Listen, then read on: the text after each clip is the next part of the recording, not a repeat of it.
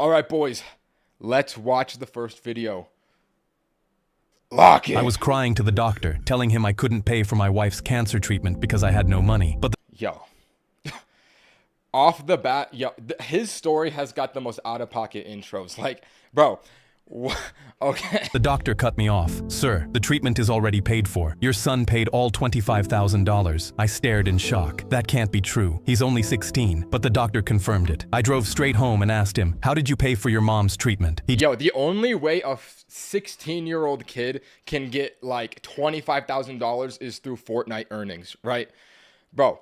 This kid must have he must be cracked in Fortnite to pay for this. Just shrugged. I just really love mom. I knew he was hiding something. 16-year-olds don't get $25,000 for doing anything good. Then that night I heard the front door click shut at 2 a.m. My son was sneaking out. I immediately got in my He robbed a bank. Yo, I'm calling it. He robbed a bank. Car and followed him to find out where he was going, keeping my headlights off, all the way to an empty lot behind the warehouses. There was a crowd of people, music, cars everywhere, and stacks of cash changing hands. My son got into a beat-up car at the starting line. I realized this was illegal. Yo, he's doing illegal street races without a driver's license. Kid, if you get in a crash, you know how expensive and illegal that's gonna be. This is a risky play, but I respect the kid. I gotta hand it to him. Kid's tough. I'll give him that. Street racing. My heart broke because my 16-year-old was risking his life for his mom. I shoved through the crowd to drag him out the car before something bad happened, but the flags went down and the race started. He launched off the line and was weaving through cars, taking turns nobody should survive, lapping grown men who'd been racing for years. I froze. He crossed the line first, and the crowd went insane. Someone handed him a fat roll of cash. Okay. Whoa. Kid's a natural. I'll give him that. I heard someone yell, he hasn't lost yet. This kid is insane. My eyes watered. My son had a real gift, and I had to do something about it. I had to get him off those streets, so I started working overnight shifts at a warehouse. With that money, I drove down to the local karting track and signed him up for their racing program. When my son got home, I told him, your mom's old co-worker sponsors young drivers. She pulled a favor. Yo, your mom's old co-worker sponsors young drivers. What? Son. And got you a spot. He stared at me suspiciously. This is so random. Why? I shrugged. Mom just really loves you. He smiled. And years later, my wife made a full recovery from the treatment, and my son became a professional racer. My son and I both kept secrets from each other because we both really love mom. Wow, what a heartwarming story. What a banger to start it off with. I'm speechless. I'm gonna give that one a easy S tier. What a feel-good story, bro. Wow. Hey, kid's tough, I'll give him that. I guess he has a driver's license at 16. I didn't get mine till I was 18. So, I respect that kid. Hey, tally goes up. Let's go to the next video. Lock in. We sat down at the table when my brother-in-law slapped me on the shoulder and pointed up at the Ghost Wing Challenge sign. All right, you and me, all 12 with no milk and loser buys dinner for a month. Milk. Yo, bro.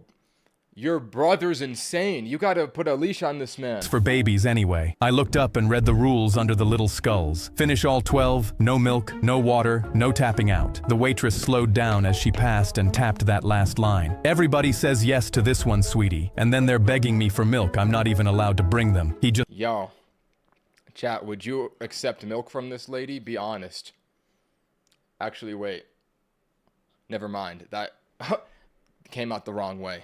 Hey, yo, let's just continue. Waved her off and ordered us 2 platters. No offense, man, but I've watched you sweat over a mild taco, so honestly, this is gonna be the easiest dinner I ever won. The plates came out steaming, and he tore into his first wing like he was making a point. By the third one, his forehead was shiny, and he was talking way faster than before. See, this isn't even heat, it's just flavor, and people never get that. I had my head down working through mine with my eyes watering, and he loved every second of it. Okay, this is actually an uphill battle because he's up against a ginger. Like, if you guys don't know this, this is a genetic predisposition to gingers.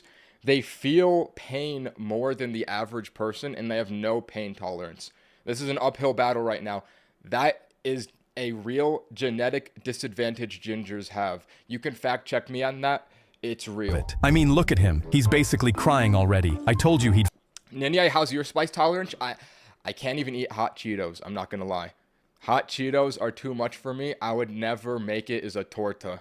Fold. He grabbed my sister by the sleeve and pulled her over. Babe, come on, back me up here. Does he honestly look... Wait, I thought he said this is, oh, his brother-in-law. I was like, is his brother dating his sister? It's his brother-in-law. I was gonna be like, yo, what? Like he's gonna finish that, she leaned in and looked at both plates before pulling her arm back. Honey, his plate's almost empty, and yours isn't. His eye twitched, and he let go of her. By the next wing, he was fanning his mouth and waving the waitress over. Milk. I need milk. Just bring me a milk. She pointed at the sign without slowing down. Rules are rules, hun. His face was red and dripping, and his hands had started to shake. He spun around to the next table, snatched Yo! Is that Chester? Throwback, editor? Throwback to the Chester short. That kid was so fat that he broke a bicycle helmet. I'm glad that they brought him back. Of course he's eating, bro. Of course he's eating. Oh my god. He stole milk from Chester. I cannot believe this. Holy throwback. little carton off the kid's tray and chugged it right there in front of everyone. The kid stared up at him. Mom, the spicy man took my milk. The whole The spicy man stole my milk. If a kid says that to you in public out loud, I think the police are gonna get called. Bro, what? place turned to watch a grown man hunched over a stolen carton of milk. I swallowed my last wing and wiped my hands before sliding the check across to him. Then I slapped him on the shoulder. Drink up. Milk's for babies, right? We sat down at the Wow, that was cold. Milk's for babies, right? Listen, just for the Chester cameo on the left there, that little chubby kid, I'm going to have to give this one an S tier. That was a banger. Bro, that one was a hit. I also realized I'm not subscribed. His story, you've got a new subscriber. Bring the tally up. Let's go to the next one. Lock in. My best friend shone his flashlight into my living room from his house across the road. In Morse code, Mike spelled, "Join the Minecraft game." We joined at the same time, and it was our 100th Genius. time trying to destroy the Ender Dragon. After 2 hours, the dragon was on half a heart, and I got ready to taste victory. But suddenly the door slammed open, and my mom plugged out the monitor. Summer's over. It was Bobby. Oh, that wasn't... You're right. Chester was the bully. Bobby was the fat kid. W comms from the chat. Thank you, bro. Let's continue. And school starts on Monday. No more phones or gaming after 6 p.m. But I knew I needed to find a way around it because I promised Mike we'd find a way to defeat it. I ran back to my room and Mike started flashing his torch again. This time he spelled out, "We need to come up with a plan to beat the Ender Dragon." I responded, Bro, why don't these kids just get on Discord? Why do they have to communicate through flashlights? Do they not, they have computers. I'm confused. "I'm down for Wait, they have phones. They could just call each other. I don't even know, bro. anything." He flashed, "Get a pen and paper too. Write down what I say." I wrote down every word of his plan with a huge grin on my face because it was so insane. Maybe they're too broke. Do you not notice he has an iPhone 17? Excuse me. I don't even have that iPhone, bro. I have the iPhone 14, I think. I don't even know. Bro, they're not broke. And they have PCs too. They're not broke. They have PCs. I didn't even know if it could work. And at 4 a.m. the next morning, I walked down to the kitchen to get ready to follow through. I opened the cabinet no one touched and took out the moldiest bread I could find. When no one was looking, I immediately ate every slice. And Yo, why did his head just expand? Oh my god. I hoped Mike was following his side of the plan too, so we could defeat the Ender Dragon. By the time my mom found me, I was shaking over the toilet for real, and I grabbed her sleeve. "Bring me to St. Mary's Hospital, please." They wheeled me onto the children's. Okay, first of all, that's insane to eat moldy bread to beat the Ender Dragon, but also I respect the hustle. I remember when I was a kid, I would try to think about ways how to make myself sick so I wouldn't have to go to school. So I actually respect that hustle because I never followed through with those plans. Ward, and right there in the bed was Mike. We both smirked at each other because the plan worked Did he eat moldy bread too? No, why do these kids both have moldy bread in their houses? And now they're in the hospital. This is dedication. perfectly, and it was finally time to defeat the Ender Dragon. The second the nurse left, Mike slid his phone from under the blanket, and I pulled out mine. We loaded the world, dropped into the end side by side, and after just an hour, the dragon... No, this is not continuously. This is not continuing the continuity of the story. They were playing on PC before, now they're on mobile. Excuse me, gamers know this isn't how Minecraft works. And dropped dead. The whole ward was dead silent. So Mike aimed his phone torch at the wall and flashed in Morse code, "We did it." I flashed back, "So worth it." My best... Bro, you're literally in a hospital bed next to him. You don't need to do the Morse code anymore. Listen, there's a few plot holes in that one, but I think it's a cute story. For the plot holes, we're going to have to bump it down to an A tier. First non-S tier of the video. Let's go to the next one. Lock in. The school bus swerved so hard it threw me into the window. I jumped up and saw the dumbest kid in our school had both hands locked on the steering wheel, screaming at the Oh old... no, bro. I know every single kid in this guy's school has a brick inside of their skull instead of a brain. This dude is about to commit an atrocity. The title of this is called Bro Thought It Was GTA. I can only imagine this is about to be bad. The old bus driver. This kid kind of mogs though. Like, holy looks, Max. Give it to me. You always get to drive. It's my turn. The driver grabbed Dean's sleeve, his voice cracking. Son, please, you're gonna kill us all. Two jocks charged the front and wrapped him up around the chest. But that dumba was somehow stronger than them both. He shrugged them off like they were nothing and stamped on the gas. He mogs Ninye. All right, that was just uncalled for, bro. Are we serious?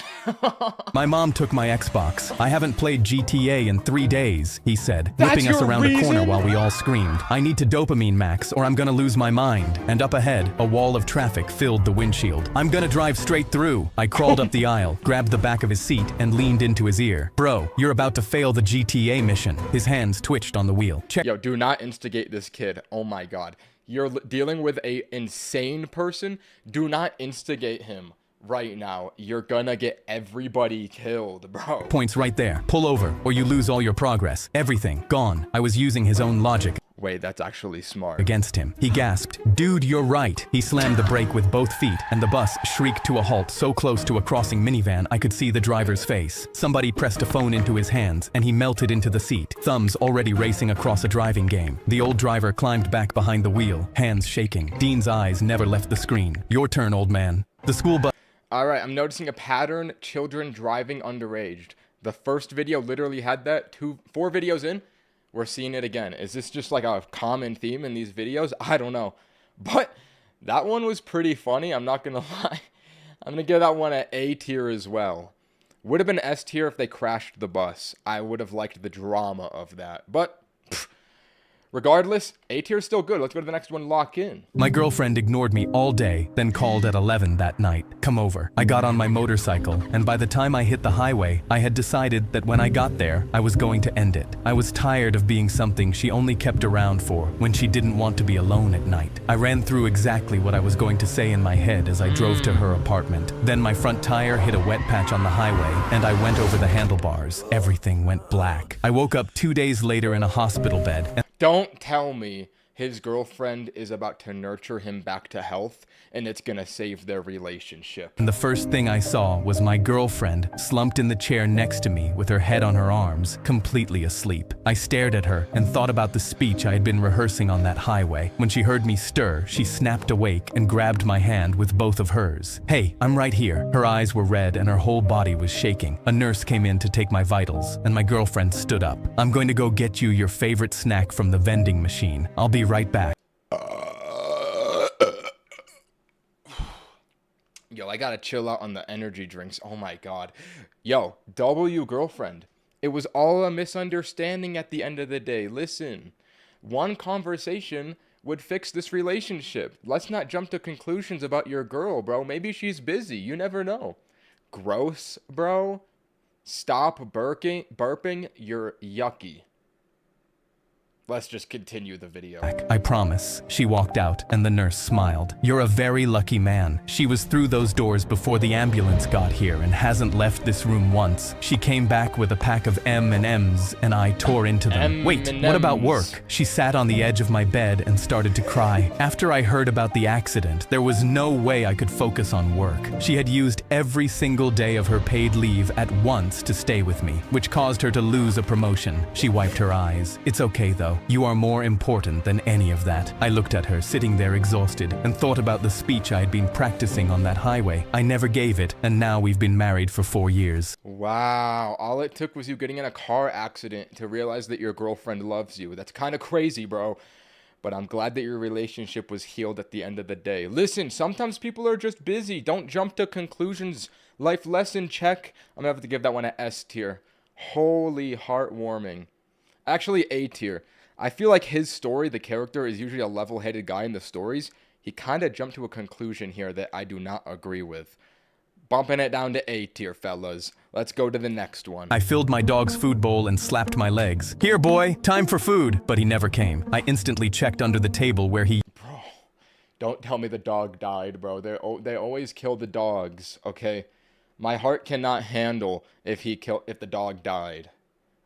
Please do not tell me it's true. usually hides, but he wasn't there, and that's when I heard barking outside. I ran out and saw Bear half bald in between my neighbor's legs, while my neighbor shaved Why is he shaving his dog? Who does this to a dog? his hair off. I just moved, and this was my first time meeting him. What the hell are you doing with my dog? I don't even know you. I sprinted over and grabbed the razor from him, but he looked at me with... Yo, in retaliation, you gotta shave this guy bald and take off that stupid mustache he has. Tears in his eyes. Stop. Just let me do this. I started shaking with anger. Absolutely not. But before I beat his I bent down to comfort Bear, and he was completely still. I whispered, "It's okay, boy. You're with me." He reached his paw out, and for a second I held it, and the innocent look in his eyes made me even angrier. I shot up and grabbed the man's wrist, and with my other hand, I grabbed the shaver and threw it across the yard. Give me one good reason why I shouldn't call the police, you sick freak. My neighbor took 10 steps backwards, eyes locked on mine. I'll show you. Before I could say anything, he cupped his hands over his mouth and yelled, "Lucky, come here, boy!" I watched helplessly as my dog ran over to him and started licking his face. My neighbor carried him back towards me and finally explained, "My dog Lucky has been missing for 5 years." He pointed at the area he'd shaved off. He had this exact scar in the shape of a lightning bolt. I knew I recognized him, but I couldn't be sure unless I shaved. I knelt down and scratched his belly one last time. "Go home, Lucky." I walked back inside. The bowl I'd filled that morning was still full on the floor, and I left it there.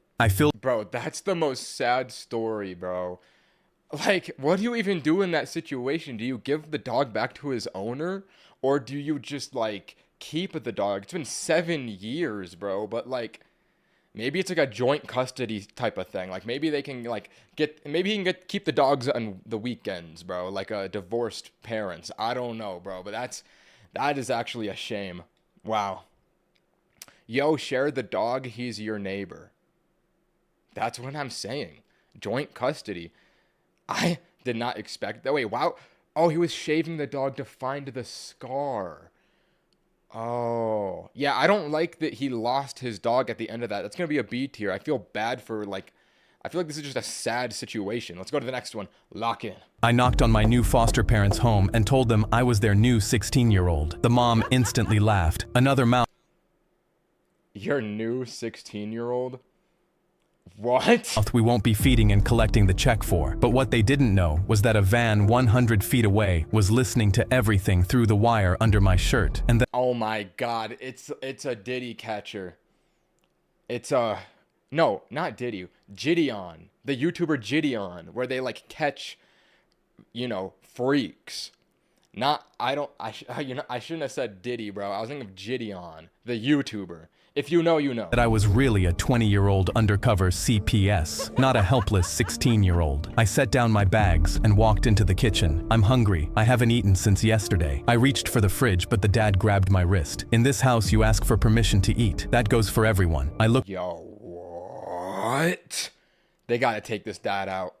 They gotta eliminate the enemy operative. Over at their bio son slobbering on his fourth Bio son? What? PB and J sandwich. They led me to my new room in the basement with rats crawling everywhere and pointed to the damp pile of paper towels in the corner. "That's your mattress." They closed the door and I immediately started taking pictures, capturing the rats as well as the sound of their bio son gaming in his master bedroom above me. In the evening, my stomach was cramping as I hadn't eaten, and I asked what's for dinner. The woman looked me dead in the eye and said, "You already ate." I shook my head. "No, miss, I didn't." But she got in my face and screamed, "My house, my rules. You already ate." She had no idea she was lying to the recorder. That night on my way back to the basement, I saw the other foster girl for the first time. Her wrists were skinnier than pencils, and she was chewing. You need to save her. Wait, if he's on a mission to save her, and he just shows up and he said, "I'm your new kid," why would this family take him in? And like, if they did not adopt him, what? Hold on a on. stale piece of bread she'd hidden in the closet. If you suck on the bread, it lasts longer. My heart broke into pieces, and I immediately knew what I had to do. I stormed into their kitchen and loudly opened their fridge. I pulled out their son's leftover pizza and began eating. He saw me and screamed, "Mom!" She came running and instantly snatched it from me. "How dare you!" She slapped me across the cheek. "We take you in, we give you a place to sleep, and this is how you repay us. I'm going to call my caseworker and tell her to ship you somewhere else." But I just smiled and stood up straight. Save the call. I pulled out my phone and dialed one button, and instantly sirens surrounded their house. The police and the workers from the van were at their door. Her face went pale as the dad opened the door. "What's happening?" The cops put them in cuffs on the spot, and when I turned around, I saw the foster girl savoring their bio son's pizza. He couldn't do anything but watch as his monster parents were dragged out. I yelled after them, "Don't forget to ask for permission to eat in prison." Wow. In prison? Bro. Oh wait, the pair. I thought they were saying that the bio son was going to prison. I was like, bro, what did the kid do? He was just raised wrong. Like bro, that's what a twist. You know what? W redemption story. I'm gonna have to give that one an A tier. A little bit unsettling what that family was doing. Let's go to the next one. Lock in. Me and my girlfriend's snowmobile started smoking up when we were 100 miles deep into the Yo, this guy's got a new girlfriend in like every single short, I swear. mountains. I sprinted around and yanked the starter cord over and over, but the engine started sputtering and I knew it was cooked. Alice took my hand and her lip was quivering. We're going to be okay, right? I smiled like it was obvious. Of course we are. Your brother knows we're meant to be back soon. I'm sure he'll find us. But the sun was already setting. There was no phone signal, and I had no idea if we were going to live or die. She asked, "So how much food do we have?" I dug through the backpack and found 3 crushed crackers and 2 fruit roll-ups. I forced myself to Wait, that'll low-key let you survive for a while. That's kind of a good that's a good amount of food. I'm not gonna lie. smile. Plenty. Don't even worry about it. The sky turned dark, and it was so cold it took everything in me not to shiver. Alice was wearing my gloves and scarf, so I started making a shelter out of packed snow with bare hands until I couldn't feel them. When I was done, I led her inside, and I wanted to give her my jacket. But first, I had to take out the ring that I was going to use to propose, and then I wrapped it around her to keep her warm while she slept. I tried counting her breaths while she slept so I could stay awake and keep us safe from danger. But after a few hours, my eyes started to close and I couldn't fight it anymore. I woke up a few hours later to a dog sniffing me. When I opened my eyes, Alice was standing there with her brother and a team of ski patrol dogs. Her brother So fist bumped me. cute. "Nice job on the igloo. Because of the igloo, we found you guys immediately." Alice smiled. "Right before we lost signal, I told my brother our snowmobile broke down, and he told me he'd find us." I instantly stood up. "Why the hell didn't you tell me?" She took my hands. "I knew that the only way you'd survive was if you thought you had to stay strong for me. So I pretended to be scared the whole time." I gasped, because the whole time she was lying to keep me calm. I was lying to keep her alive. I immediately took out the ring from my jean pocket and got on one knee. "Alice, will you marry me?" Me and my What a heartwarming message at the end. Love can prevail through any hardship, even the winter.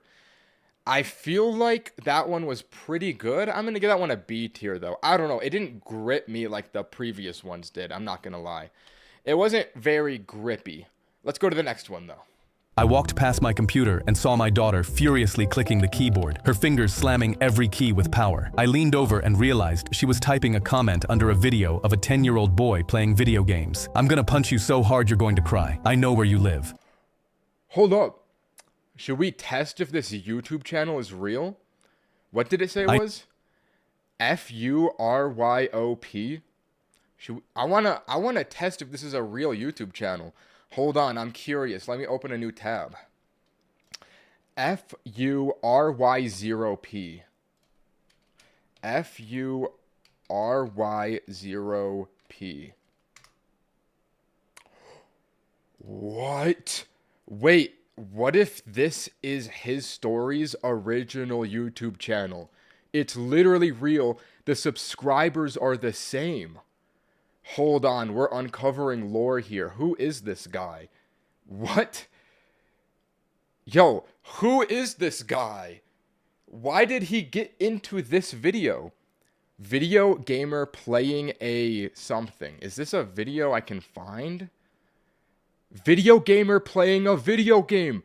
This is the video in the video. Oh my word. Is there a comment? His story. Oh my God, Lamau. This might be his story's personal YouTube channel. What a lore find. W his story. Gonna leave a little comment there. You can't really see it because the chat is covering it, but that's crazy. Let's continue. I know where you live. She pressed the enter key, but before I could tell her to stop, I saw something that made me grip my desk. She had posted the comment under my YouTube account, which had videos of me gaming on it. I immediately got her off the Oh wait, that comment wasn't on the video though. chair and opened my comment history, then started hysterically laughing. Wait, his gaming? Okay, that's gotta be fake. Because if I didn't, I would cry. She'd left hundreds of comments under videos of little kids. I'm gonna beat you up. I'm coming for you. I'm hiding in your closet. She had accidentally made it look like me, a 34-year-old, was threatening kids online. I immediately went to start deleting the comments, but then my doorbell rang. 2 officers walked into my house. We need to search your computer. We've heard— Yo, you're telling me if you leave hate comments online, the police will just show up? Yo, Law by Mike, get on this. I don't think this is true. suspicious activity from it. My legs froze as I led them to my computer, trying to explain everything. But the comment, "You look punchable," was already open under my account, making me look even worse. They glanced once at the screen and began putting cuffs on me. I screamed, "It wasn't me. My daughter left these comments." What would he be getting arrested for? For hating too much? Like, bro, what? She came running and begged the officers to believe me, screaming it was her, but they kept walking me out. That's when I remembered that every time I logged into my PC, my webcam automatically started recording my face for my gaming videos. I begged the cops to check the footage, and they reluctantly pulled it up. We watched my daughter hop in my chair with a grin and type manically for hours at a time. The timestamps of the videos matched when the comments were left. The officers apologized and walked out, and as I started deleting everything, my daughter tapped my shoulder. "Was my trolling at least funny, Dad?" Your trolling was funny, girl. I'll give it to you. Bro, Okay, side note, if I had a webcam that automatically recorded me every time I went to my computer, I would feel very uncomfortable always being on a camera, first of all. Second of all, that was a pretty funny short, and the fact that the YouTube channel was real is a big up. I'm gonna give that one an S tier just because that was simply funny. I gotta make the counter a little smaller now that we have 2 digits. Bet. Okay, hold on. I gotta go acquire my Burt's Bees. My lips are chapped.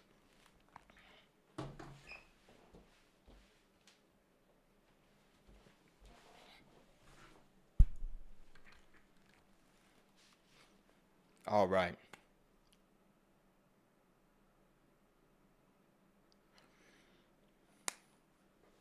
Let's go to the next video. Oh, wait. Let's go to the next video. My mom swore our dog would never set foot in the house until the night someone broke in changed her mind for good. Mom grabbed her purse on her way out, the first time she'd ever left me. Why wouldn't you let your dog in your house? Why would you even get the dog in the first place? Also, what happened to bro? Has he been like not eating for months? Why does he look like this? Me home alone and stopped in the doorway. "Don't let anybody in the house, and the dog stays outside." Then she was gone. I went out back to say goodnight to Hank, curled up. Bro, they literally put a board on it. Like, it wasn't bad enough you don't let your dog in the house. You boarded him into the dog house. Like, you're not gonna let him in the yard too? Hank, I'm sorry. Up in the doghouse where he'd slept ever since she hammered a 2x4 over the doggy door. He tripped over his own paws, scrambling up to lick my face. "Good night, buddy. Wish you could come in." I gave him one last pat, went inside, and crawled into bed. I was almost asleep when glass shattered in the kitchen. My eyes shot open, and my heart was pounding. Footsteps crept down the hall. I slid off the bed and pressed myself against the closet door, shaking so hard my teeth chattered. The burglar searched my parents' room. Then the footsteps came back and stopped outside mine. A flashlight beam cut under my door. I slapped a hand over my mouth and held my breath. The doorknob started to turn. A baseball bat leaned in the corner of the closet and I lunged for it. Just as my hand closed around it, a massive crack split the silence, then splintering wood, then furious barking tearing down the hall. My door burst open and Hank flew into the man like a missile, knocking him flat. The man screamed. I stayed frozen in the closet while Hank clamped onto his leg and dragged him backward out of the room. The man clawed at the carpet, but Hank hauled him down the hall and into the living room. I got there just as he ripped free and crashed back out the broken kitchen window. I dropped down and threw my arms around Hank while he licked my face and wagged his tail. The cops caught him a few blocks away, following the blood trail. When my parents got home, Mom's eyes went from Hank to the splintered 2x4 on the kitchen floor, to me holding him on the couch. Without a word, she pulled the good blanket out of the closet and laid it at the foot of my bed. Hank has slept there every night since. Wow. At least the mom came around at the end. W Hank, bro. I'm gonna have to give that one a S tier. I'm glad that at the end, the mom let the dog live in the house. And Hank, you are a very good dog. You're a very good boy. Let's go to the next one. While cat-sitting for my neighbors, I let their indoor cat out the front door, and by midnight I was sure I had gotten her killed. The Arnolds had left me a note on the kitchen counter written in bold letters. Astrid has never been outside, and she hates it. Do not open the front door without checking where she is. Okay, I don't think she would hate the outdoors if she, like, eagerly ran out the front door. I'm not gonna lie. First, I read the note 3 times. Then my delivery driver showed up with the pizza I ordered. I pulled the door open without looking down, and Astrid went out between his legs, like she had been waiting her whole life for that exact moment. I dropped the pizza on the porch and went after her. She ran under a row of hedges along the side of the house. I got down on my stomach and reached in. She wasn't there. I checked under the deck and behind the trash cans. I knocked on a door down the block. A guy in a hoodie pulled out his phone before I finished asking and showed me a video from his porch camera. A coyote was walking down the street with something limp in its mouth. They come through almost every night now. They ate 2 cats on this block last month. Oh my god, bro, what are the odds? Tapped my shoulder. I'd start looking now if I were you. I went back to the Arnold's house as fast as I could. I put a bowl of tuna on the back patio and turned off the kitchen lights so I could watch the yard from the window. Around 10, I heard a howl somewhere past the back fence, then another one answering it from a different direction. Around 10:30, I saw something move at the edge of the yard. It was too big to be a cat. I flipped the porch light on, and whatever it was gone. The tuna bowl was on its side and empty. I refilled it and went back to the window. At 11, Okay, this is an immediate F tier if the cat actually gets eaten. If the cat lives and it's all a misunderstanding, immediate S tier. Please, his story, give me the good ending. I heard a rustle in the bushes and ran outside with a stick I had been gripping all night. A possum looked up at me next to the bowl. I waved the stick at it until it walked off, and then somewhere down the block, a cat screamed. I ran out into the street holding the stick like an idiot. There was nothing there. No cat, no coyote, no movement under any of the cars. I walked back to the patio and called for Astrid until my throat hurt. By 12, I was at the kitchen table writing the apology text I was going to send the Arnolds, telling them how Astrid might have gotten eaten by coyotes. Then all of a sudden, I heard a sound at the back door. It was a thin scratching, then a meow, then more scratching. I went to the door, and there was Astrid, sitting on the mat, looking up at me. Her paws were wet from the grass. She walked past me into the kitchen and went straight to her food bowl. I remembered the note. She has never been outside, and she hates it. She had spent the whole night out there hating it, hiding from things that wanted to eat her, and then she had come home on her own. I deleted the text, picked up the pizza box from the porch, and threw it in the trash. The Arnolds pulled in at 9 on Why'd you throw the pizza away, bro? Eat the pizza. the dot. Mrs. Arnold got out of the car and asked how the weekend had gone. Fine. Everything was fine. She handed me $80 in cash. I took it and walked out. Somewhere past the fence, a coyote howled, and I walked faster than I needed to. Yo, W hustle, bro. He just did not even tell the family and took the $80. You know what? I would have done the same thing. I'm glad we got the good ending. I'm going to stick by my word. That was an S tier short. Let's go to the next one. My uncle had spent 20 years hunting Bigfoot, and the first night I went with him, something barefoot walked through our campsite. At sunrise, we found a print beside the open cooler, almost twice the size of my boot, and pressed deep into the mud with 5 clear toes. 3 sausages were gone, and crushed ferns led uphill. My uncle dropped beside the print with his hands shaking. Do you understand what this means? A branch snapped above us, and something huge moved between the trees. So he grabbed his camera and whispered, "This is the night everyone stops laughing." We followed the tracks until they ended beside a tree with dark hair caught in the bark, and while my uncle sealed it in an evidence bag, something grunted deeper in the woods. That afternoon, we found split firewood stacked beside a creek, and even though the cuts were too clean for an animal, he insisted Bigfoot had learned tools. I think his uncle's crazy. I'm not gonna lie. I think this dude's kooky, bro. Like, any guy who believes in Bigfoot and chases after Bigfoot, I think has mental disorders. I'm not gonna lie. Your uncle might be schizophrenic. Then our food vanished. First the sausages, then the marshmallows, then an entire jar of peanut butter with the lid screwed neatly back on. That night, heavy footsteps circled the tent while my uncle aimed his camera at the zipper and I held the bear spray against my chest. A huge shadow crossed the nylon, paused beside the fire, then moved away until the footsteps disappeared completely. My uncle lowered the camera, his face collapsing. 20 years, and I missed him. Then a metal spoon scraped the bottom of our peanut butter jar outside. The shadow rose again, wider than the tent door, and my uncle lunged for the zipper. We've got him. He burst outside with the camera flashing, and the creature screamed. Not roared, screamed. My legs locked as a huge shirtless man spun around beside the fire holding our peanut butter and a spoon, hair covering his shoulders, chest, back, and most of his face. He wore hiking shorts, wool socks, and one sandal. "What is wrong with you people?" he yelled, covering himself while my uncle kept taking pictures. Behind him sat a normal campsite. Wait, I've heard about this. He has Wolverine disorder. What Wolverine disorder is when people like just grow hair everywhere and they look like they're like a bear. This is a real thing. Like Wolverine disorder, I think is what this guy has. Hammock, coffee pot, folding chair, and paperback face down on a stump. The footprints were his, the hair was his, and the grunting was him chopping wood. My uncle lowered the camera. "You're not Bigfoot?" The man stared at him. "I'm Gary." He pointed to a sign nailed to a tree. "Private campsite. Please leave Gary alone." The fear drained out of me so fast, I had to bite my cheek to keep from laughing. Gary screwed the lid onto our peanut butter and disappeared into the woods muttering, "Every single summer." My uncle had spent 20- Yo, I don't think you can have a private freaking like campsite unless you own the land. Like, does this guy own the land or is he just saying it's his? Like, what? I mean, regardless, I'm gonna give that one like a B tier. That one was a little bit mid. I'm not gonna lie. Let's go to the next one. My grandma solved an escape room by cleaning it, and we spent the first 40 minutes begging her to stop. We took her for her 72nd birthday because my cousin Nate said she needed something exciting, and grandma said paying to be locked in a dusty room sounded like a punishment. The room was called The Haunted Study. Fake candles flickered on crooked shelves, cobwebs hung over a tea tray, and a portrait of a creepy old man tilted over the fireplace. The employees I don't think that fireplace is real, bro. That looked like a two-dimensional image of a fireplace.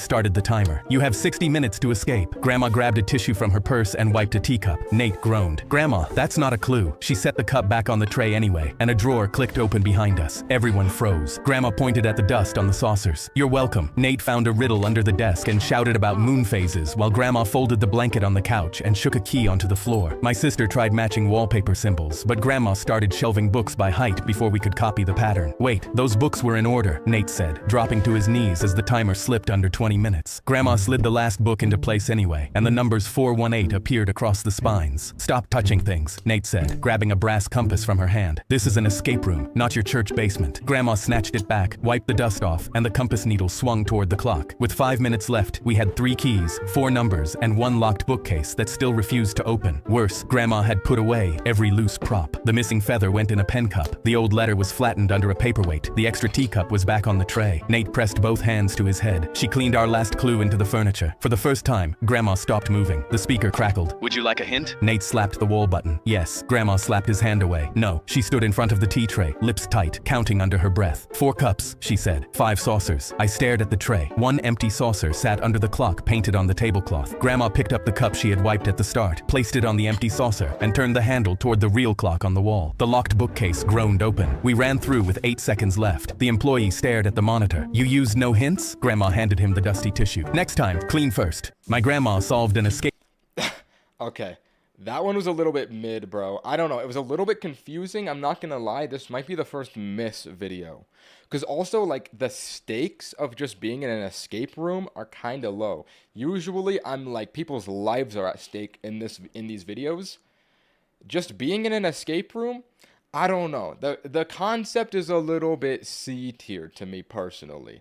That's my opinion. Let's go to the next one. It was my 5th year in a row as a trained space mechanic when I was finally allowed into space in the rocket. My commander scoffed. "Looks like someone owed NASA a favor and sent us Bob the Builder to help." I ignored All right, bro. Like, you didn't have to say that. him and went to use the panels I'd spent 3 years in training on, and he Wait, are we genuinely in outer space on this one? Like, are we in a spaceship right now? shoved me away. "Calm down, son. You're just the mechanic, not a real pilot." He snapped the latch shut. "We'll let you know if the toilet needs plunging." I looked around and saw my entire crew with their arms crossed, rolling their eyes at me, all making it clear they didn't Of course, he's bald. Didn't trust me. As we launched into the sky, Wait, if he's Bob the Builder, then wouldn't he be, like, fixing the situation here? Maybe that wasn't so much of a compliment. I mean, maybe that wasn't so much of an insult, but a compliment. Smiled and crossed my arms back because I knew the moment was coming when I'd make them eat their words. 3 days in, I ran my hand along a seam in the back wall and felt it loose. Sir, there's a weakness in the wall. It could be serious. I think you should take a look at it. But he didn't even look up. Leave the worrying to real astronauts. Before I could respond, a bang threw the cabin sideways. I turned around and saw the seam had already split open. The screen flashed red, cabin losing air. 60 seconds left. I lunged for the wall, but the commander shoved me back. Get out of the way! You're making it worse! He slammed every button on the panel, but the hissing only got louder because you Yo, Bob the Builder. I'm just saying, get on the case. can't push a button to fix a hole. The pilot froze, and the entire cabin went dead silent. The commander finally turned to me, his voice quieter than ever. Can you fix it? I pulled the tool roll he'd mocked, wedged into the gap behind the wall where no pilot fits, and got my hands on the crack I'd warned him about. I knew right where she was weak, because I built her. I drove the seal into the seam and held it until the hissing died. The screen turned green, cabin sealed. Okay, bro, I don't think that flex tape is going to stop space from, like, vacuuming and exploding your spaceship. Like, I think the vacuum of space is stronger than tape. Not gonna lie. The commander couldn't push a button to save them. The mechanic they laughed at did it with his hands. He keyed the radio to report it to the ground, and the whole world was listening. When we finally landed back on Earth, my entire team cheered me on to the public who'd all been waiting for us. He saved our lives, my commander spoke through gritted teeth. W. Bob the Builder. Holy chopped, look at this guy. Oh my god, bro. I'm gonna have to give that one a S tier. I never seen a his story short in space before. This is uncharted territory for the channel. I respect it. Let's go to the next one. Lock in. I handed a woman her Uber Eats. Wait, hold on. I have to go pee.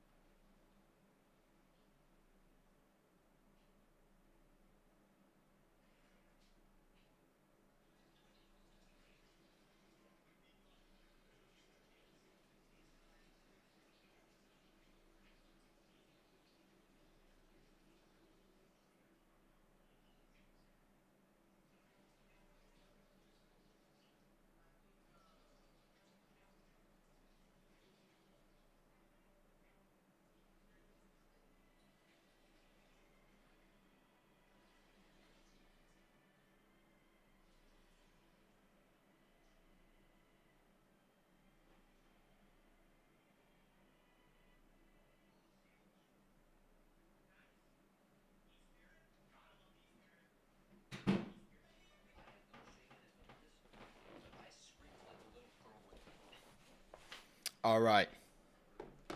Wait, did I shut the door? Okay, I did shut the door.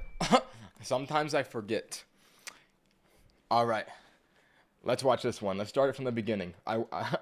Let's get into it. I handed a woman her Uber Eats order and said, All right, this is already very relatable to me considering Uber Eats, although I use DoorDash. enjoy your meal. But as soon as she grabbed it, her face got angry and she threw the food to the wall behind me. She screamed, "Why did you throw my food everywhere?" I froze because that wasn't true. "Ma'am, you just threw it." But she was already snapping photos of the food on the wall. She's trying to scam him, bro. She's trying to get free food right now. This is a patched method. My face and my car. I didn't understand why she would accuse me, and my balls hit the floor because I could lose my job over an obvious lie. She already had Uber Eats support pulled up on her phone, like she dialed it before, and screamed, "Yes, my driver threw my food everywhere. I want him fired and I want $100 in credit for this. This is unacceptable." I begged her. "Ma'am, please, this job is how I feed my kids. I can't lose my job." She put her hand over the phone and whispered, "I don't care about your stupid kids. I want my $100 credit so I can order crab legs tonight." Then she spun back around, sobbing so loud her neighbors started watching. A cop car rolled up. Yo, a cop car? Excuse me? Hold on. Things are escalating at an insane rate. From the commotion and asked the woman if there was a problem. She sobbed into her hands and pointed at the mess. He did this. The officer pulled out a notepad. Sir, this is Yo, officer, you gotta take out your stick and eliminate the enemy. destruction of private property. I'm going to need to speak to you in the station. I immediately put my hands up. Please no, I didn't do anything. I felt my whole life slipping away over a lie. Just as the cop clicked his pen, a little kid wandered out the front door and looked at the crying woman. Mom, are you doing the food thing again? The woman immediately stopped crying and everyone went quiet. Self-report. The cop lowered his notepad. The food thing? The officer looked at her doorbell camera. I'm going to need to see the footage on that. She held her phone tightly and refused, but the cop insisted. It played, her taking the food calmly, then chucking it at the wall the second I left. The little kid nodded. Mom does this every day, but I don't want to eat crab legs again. She'd been Yo, if you do this every day, I'm pretty sure DoorDash would flag you. I'm not gonna lie. That's crazy. scamming drivers all over the city for free credit. The cop pointed at the mess. We'll be contacting Uber Eats. Now clean it up. As she got on her knees and started scrubbing, I smiled. Enjoy your meal. I handed Oh, that was a cold line. W Kid and W Redemption. I'm gonna have to give that one an A tier, bro. You know, sometimes the Uber Eats drivers just like steal your food though. I don't know about you guys, but sometimes when I order food, they just like never show up at my house. I feel like that's the only situation where contacting support is valid. So, yeah, it's going to be an A tier. Let's go to the next one. The fat kid next door pounded on my door. The fat kid? Was that really an adjective that was required in the intro? Have you seen my chocolate bar? I opened up and he was already red in the face, jabbing a finger at my chest. My Hershey's cookies and cream bar, the big white one. Someone ate it. I shrugged. I haven't seen it. He immediately spun around and roared down the whole street. Whoever ate my chocolate is dead. He roared down the whole street? Is that you, bro? Behave yourself. What do you mean, is that you? No, this is not me. Dead. You hear me? Dead. Everyone on the street froze because we all knew whoever ate it was screwed. He crossed his arms. Fine, I'll just have to find the criminal myself. He stormed into it. Bro, it's a chocolate bar. What do you mean criminal? It's like $1, bro. Who cares if somebody ate your chocolate bar? His house and came back outside with a remote-controlled drone and a roll of duct tape. More people gathered to watch as he started taping himself to the drone. Whoever took it better watch out. I'm coming for you. In seconds, he launched.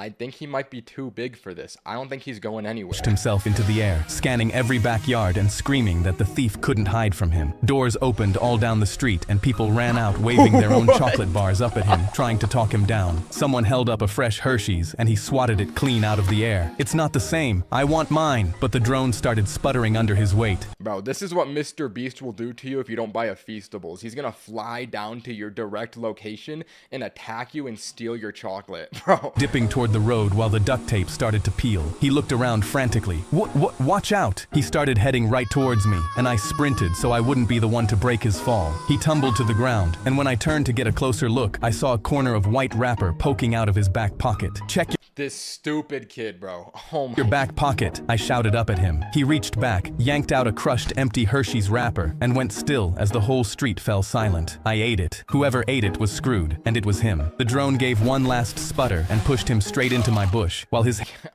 Yo, I don't think he's living through that. Look at the way his body is twisted and contorted. His head is down here, and his leg is up here. What? hand still gripped the empty wrapper. No, that one was hilarious. That's gonna be an S+ tier, bro. That was a hilarious short. Oh my god. Yo, let's go to the next one. I put a padlock on my mini fridge because my little brother wouldn't stop stealing my snacks, and went to sleep feeling like a genius. But when I woke up, Bert was already in my chair munching on my Doritos. My padlock laid on the floor. Your brother's name is Bert? What are your parents thinking, bro? They named their baby Bert. Picked with a bobby pin, and when I looked at my mini fridge, I realized Bert had put his own bigger padlock around it. The mini fridge is mine now. He took an obnoxiously loud bite of my favorite chili heatwave chips. Every crunch sounded like defeat, and I leapt out of bed because I wasn't going to be bested by my little brother. I grabbed Dad's bolt cutters and stormed back in. Here's a life lesson, lil bro. Shit ain't sweet. I cut his padlock in half. laugh while he was finishing the Doritos, and his face dropped mid-bite as his lock fell to the floor. That's when I laughed and opened my closet. I bought something stronger for this very reason. I pulled out a metal safe I'd calculated was big enough and put the mini fridge inside it. Bert's face dropped, and he immediately grabbed the bolt cutters and tried to cut into the corner of the safe. All right, bro. I'm not gonna lie. Snacks are not that serious. You need a padlock iron safe to keep it away from your brother Bert. Are the chips that serious? Pressing so hard his whole body shook. I crossed my arms. Bolt cutters won't work on this, Bert. The mini fridge is mine. You can't beat your big brother. I grabbed the Doritos and began eating, but then Bert stood up and clenched his fists. Watch this. He came back in with Dad's angle grinder and pressed it against the safe. Nothing. Then he tried Dad's industrial handheld saw. The safe didn't even have a scratch. I laughed at him. You need the code to get in, and you're never getting it. But Bert's face turned into a smile. We'll see about that. He walked out, and 2 minutes later returned with a stick of dynamite. Pretty cool what you can find in Dad's shed. He placed the dynamite beside the safe and took out a lighter. Now what's the code? You're gonna blow up your house for chips. My face went pale, and I immediately put up my hands. Chill, Bert. My mouth was full of Doritos. It's not worth it. It absolutely is. He lit the fuse, and my hands trembled as Bert smirked. The code, Lil Boy. I dropped to my knees as it was seconds away from The code was Lil Boy. blowing. 1, 2, 3, 4. Bert blew out the dynamite right as it reached Oh, never mind. I misunderstood. It was 1, 2, 3, 4. the end. He put in the code and the safe opened. He grabbed the mini fridge. Here's a life lesson, big bro. Bert's a bad safe and man. a safe? Remember that. He carried the mini fridge to his room while I looked at the stick of dynamite at my feet. My brother nearly blew us both up over some Doritos. I put a Yo, you gotta get a new brother, bro. Oh my god. There's no redemption at the end of that. You're not gonna, like, stop him. Why did you give him the code? Oh, because they didn't want to blow up the house. That one's gonna be an A tier, bro. I would have given it an S tier if Bert had exploded by the end of it. But he's still with us today. That's gonna be an A tier because it's still pretty funny. Let's go to the next one. Lock in. I was watching LeBron highlights when I turned LeBron. Oh, S tier. to my girlfriend and told her I wanted a baby. She looked up from A baby. her phone. A what? A baby. The next LeBron. Someone has to carry the torch. Doesn't he have his own kids? They couldn't hold it. Not like him. I grabbed her hands. Babe, I need you to see my vision. She finally nodded. That evening, I turned the guest room into a nursery, purple and gold, and ordered a newborn Lakers jersey guy's with crazy. Braun on the back. I was committed to spawning greatness. That week, she signed up for yoga to strengthen her core for the baby and started going almost every day. One afternoon, I swung by and caught her giggling at something her trainer Tyrone said. The second she saw me, Yo, if you're forcing your girlfriend to work out to create a baby, bro, Project Baby, honestly, she should just leave you for Tyrone, bro. What are we doing? she scrambled up and hugged me. I'm pregnant, baby. I was so happy I cried for an hour, then walked over and thanked Tyrone for helping Yeah, bro, that's Tyrone's kid. I'm not gonna lie. us get pregnant. My girlfriend just smiled. He's really good at stretching me. I told him to book her extra sessions, so my baby got the best treatment. 9 months later, I was in the delivery room, Lakers headband on, LeBron's hype speech on the TV while she pushed, tearing up before he came Okay, that's yeah, bro. You're putting a LeBron highlights in the hospital room while they're delivering your son. Oh my god. out. The doctor laid him on her chest, and her whole face crumpled. She yanked the blanket to his chin, eyes shooting to the door. I leaned in, froze, and held my pale arm against his. The colors weren't close. I looked at her, just as white, then The colors weren't close. back. We were both white. He was not. She opened her mouth, but I raised a hand, my face cracking from confusion into a grin as I hopped in place. I see it now. She went pale, but I was already on my knees, hands to the ceiling. The Lee Divine heard me. I prayed for a baby, and he sent me a baby. I scooped him up like the championship trophy and held him to the light. Welcome to the world, Braun. My girlfriend exhaled like she'd been holding her breath for 9 months. But that's just what spawning greatness takes out of you. Oh my god, I have never seen a YouTube short like this before. What in God's name did I just watch? No, that's getting bumped up. That's an S+ tier short. Are we serious, bro? You're baby. You didn't catch that was Tyrone's kid? You know what? More power to you, bro. Let's go to the next I one. yelled, "I'm gonna get you," while playing tag, my fingers almost reaching Jake's back. But right as my fingers brushed against his sweater, a random woman yanked me back. I saw Jake get away, but when I looked at the lady, she was crying, staring right at me. "I'm taking you to the police. You won't get away with this." She immediately grabbed me by my wrist and dragged me, but I had no idea what she was talking about. I slapped her hand. "Lady, let go of me." I was so close, but she only gripped tighter, dragging me across the park while everyone stared. Then I noticed a little girl trailing behind her, looking at me terrified. She dragged me until she found a cop. The cop saw her red face and trembling hands and said, "Ma'am, is everything all right?" She pointed a shaking finger at me. "He's dangerous. He tried to kidnap those kids at the park. Arrest him now." You're saying a kid is trying to kidnap other kids. Your story is not sounding very believable. Who would believe jaw this? dropped. "What? Me?" My friends ran over. "Are you in trouble?" The cop looked at me, then at the hysterical woman, confused. "I was playing tag with my friends," but she only got louder. "Don't trust him." She pulled her daughter close. "He's a danger to my daughter." I didn't understand why she was so upset, accusing me of something I obviously didn't do, and snapped, "What the hell is wrong with you, lady?" The cop put his hand up. "Ma'am, he's a child. Tell me what's really going on, or I'm arresting you for harassing a minor." The whole park circled around her, and the woman's face crumbled as she dropped to her knees. "A year ago, a man tried to kidnap my daughter from this park." Her voice was shaking. When he grabbed her, he said, "I'm gonna get you." Every time I hear those words, she fell into her daughter, sobbing. The cop's face softened. She looked at me. "I'm sorry. I'm still going to therapy for it." I felt bad for her, but I had a game to finish. I turned around, ran straight up to Jake, and tapped his back. "Anyway, you're it," I yelled. Yeah. What was that, bro? That one was a little bit mid, I'm not gonna lie. I'm gonna give it a C tier, like average. That was average, especially before the LeBron James one we just watched. Like, in comparison, it just does not seem as monumental as a short. Let's go to the next one. My grandpa said he was going to become the best Pokemon collector in his retirement home. Yo, W goal, bro. I'm rooting for you, Unc. Started because I brought some packs on a visit. I figured he'd like the artwork. He watched me open them, then asked why the little turtle guy wasn't in more of them. I explained chase He loves Squirtle cards and pull rates. He nodded, told me he used to collect baseball cards as a kid, and asked if I was coming back next week. On my way out, I handed him a booster pack and told him it was the beginning of his collection. I had no idea how right I was. At the card shop that week, he picked packs based entirely on which ones had the best art on the wrapper. A collector nearby shook his head and explained pull rates and probability. Yo, nerd, bro. Yeah, you know that, like, this old man, he's got a pure soul. This kid has got a corrupted heart, is what I'm saying, right? And I think that he's going to ignore the odds, open the one he likes, and get the greatest card of all time. Pa listened, thanked him, and immediately pulled the chase card, set it on the counter, then asked if the little spiky mouse was in the set. He kept buying packs that way, kept pulling chase cards. By my next visit, he had a binder full of cards I'd never seen in person. I tried to explain what he had. He nodded politely and asked again about the turtle. When a local tournament came up, I built him a deck and walked him in. A kid spent 5 minutes breaking down the rules before their match. Yo, that's Chester. Those who know. I recognize that face anywhere. He was in previous videos. That kid's name is Chester, and he is a snake. Do not trust Chester.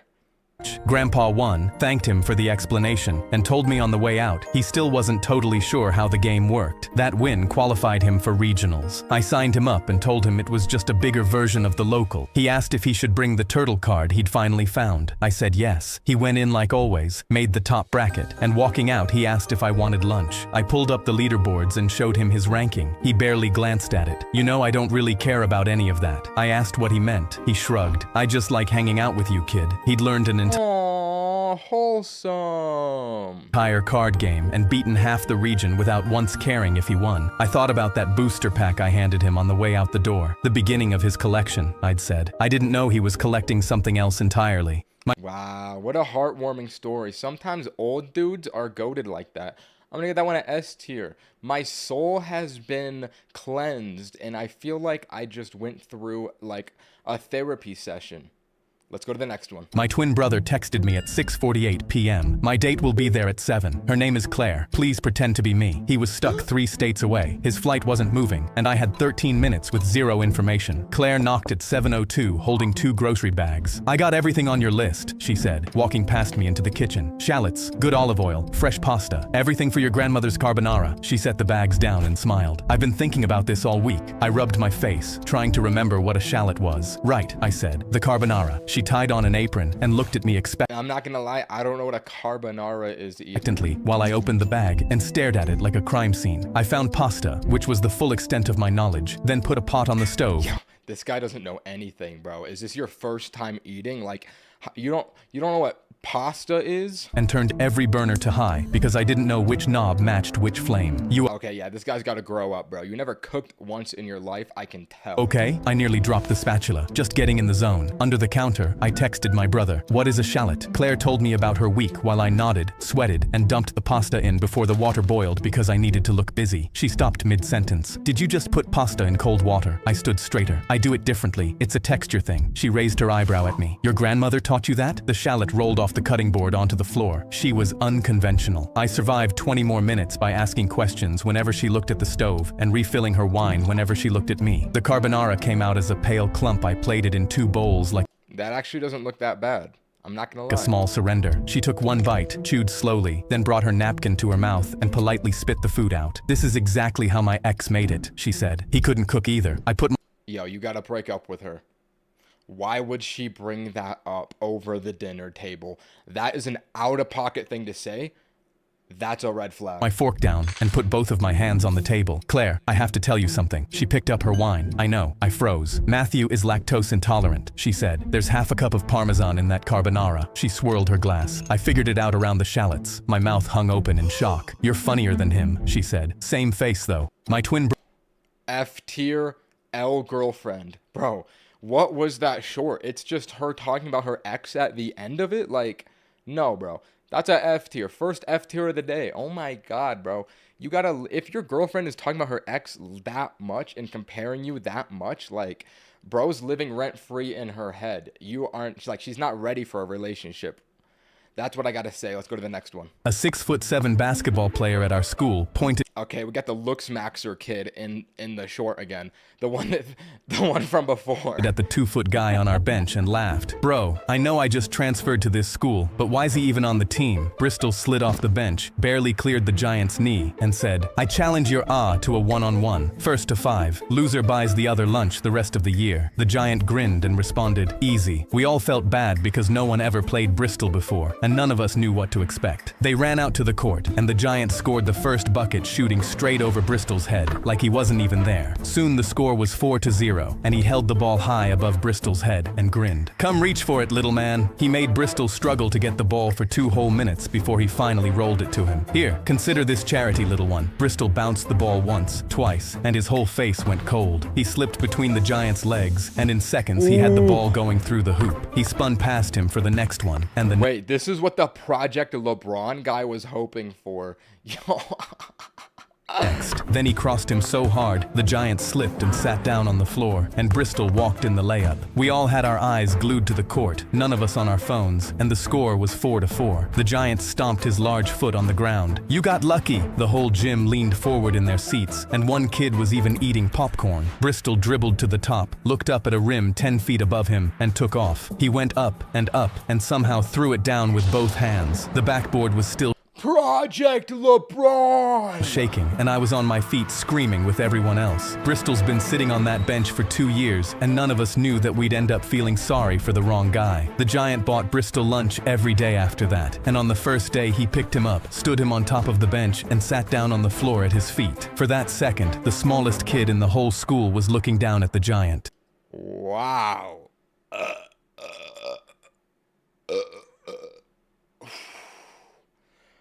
Wow. You know what? This goes to show sometimes what you think will be a debuff in your life is actually a buff. He never knew that being short would help him in basketball. That's crazy and tough. I mean, that one A tier. That's an A tier. Let's go to the next one. I shot up out of bed the second I heard glass shattering, grabbed my trusty bat from underneath, and flew down the stairs before I could think. A shattered vase was spread across the floor, and my dog's crate sat wide open, empty. I called Biscuit's name through the whole house and got nothing back. Then I spotted a cracked phone glowing in the broken glass, dropped by whoever knocked the vase over running out. The screen had one message on it: bring the Frenchie to the warehouse on Lowell by 6. Why are we stealing dogs? I jumped up and down in my kitchen. This is sick. This is literally John Wick. So I tossed the bat aside, dropped. Yeah, okay. That is an insane thing to think when your dog gets stolen. This is sick. This is literally John Wick. Yo, are you delusional, bro? Save your dog. Onto the couch and watched the whole movie again to pump myself up. Then I threw on my only suit and tie, slid on a pair of blacked out shades, and spun a pencil once before holstering it in my jacket like a gun. They have no idea who they just messed with. Every last one of them is about to face my wrath. I pushed through the warehouse door, and the first guy charged me, so I threw the hardest punch of my life, missed, and hit the wall behind Wait, this is literally John Wick. No, he's right. him. While I shook out my hand, he wound up to swing, so I flinched and tripped into a stack of pallets. They toppled onto his head and knocked him out cold. Okay. If you know how heavy pallets are, that man just died. Like, these things are heavy. If that dropped from that high up, you were being squished like a bug. I cracked my neck like I'd meant to do that. Another guy pulled a gun, but right as he aimed, my Gun? cheap suit pants split down the back. I bent down to check just as he fired, so the bullet sailed over my head, pinged off a metal pole, and ricocheted back into him. He crumpled to the floor crying. I followed the barking to a cage in the back, guarded by the biggest man I'd ever seen. He lifted me off the floor by my collar while my legs kicked at nothing, but Biscuit shoved his squeaky bone through the bars. The giant stepped back onto it, and 400 pounds came down on his own head. He died because he slipped on a dog toy. Grabbed Biscuit and held him tight. Then the boss rounded the corner with a gun, so I panicked and threw my pencil as hard as I could, just like the movie. It missed by a mile, clipped a propane tank, and the blast sent him through the window into the night sky like a rocket. The place caught fire, so I carried Biscuit out, and the second we cleared the door, the warehouse exploded behind us, and I never looked back. I didn't land a single punch in there, but when people ask how one guy leveled a warehouse and got his dog back, I fix my tie and say I trained for it. Oh my god, that is an S+ tier.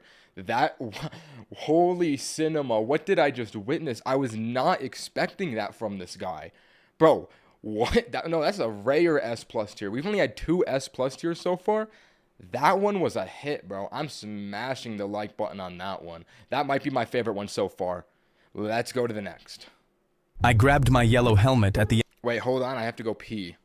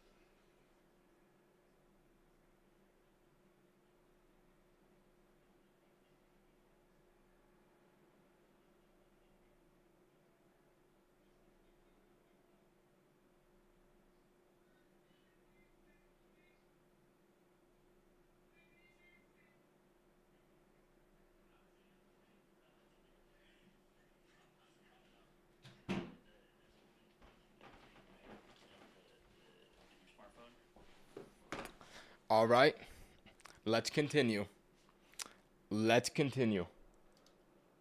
The prankster got pranked. Let's see how this plays out. I grabbed my yellow helmet at the end of my shift, but it wouldn't come off. I felt it with my fingers and found a ridge of dried glue sealing it to my hair. I heard someone laughing behind me and turned around to see my coworker Raymond filming me with the super glue tube clipped to his belt. Dude, I totally got you, but this was my final straw. Over the last few years, he'd cut the brakes on my motorbike, flirted with my girlfriend, and Yo, that is not a prank.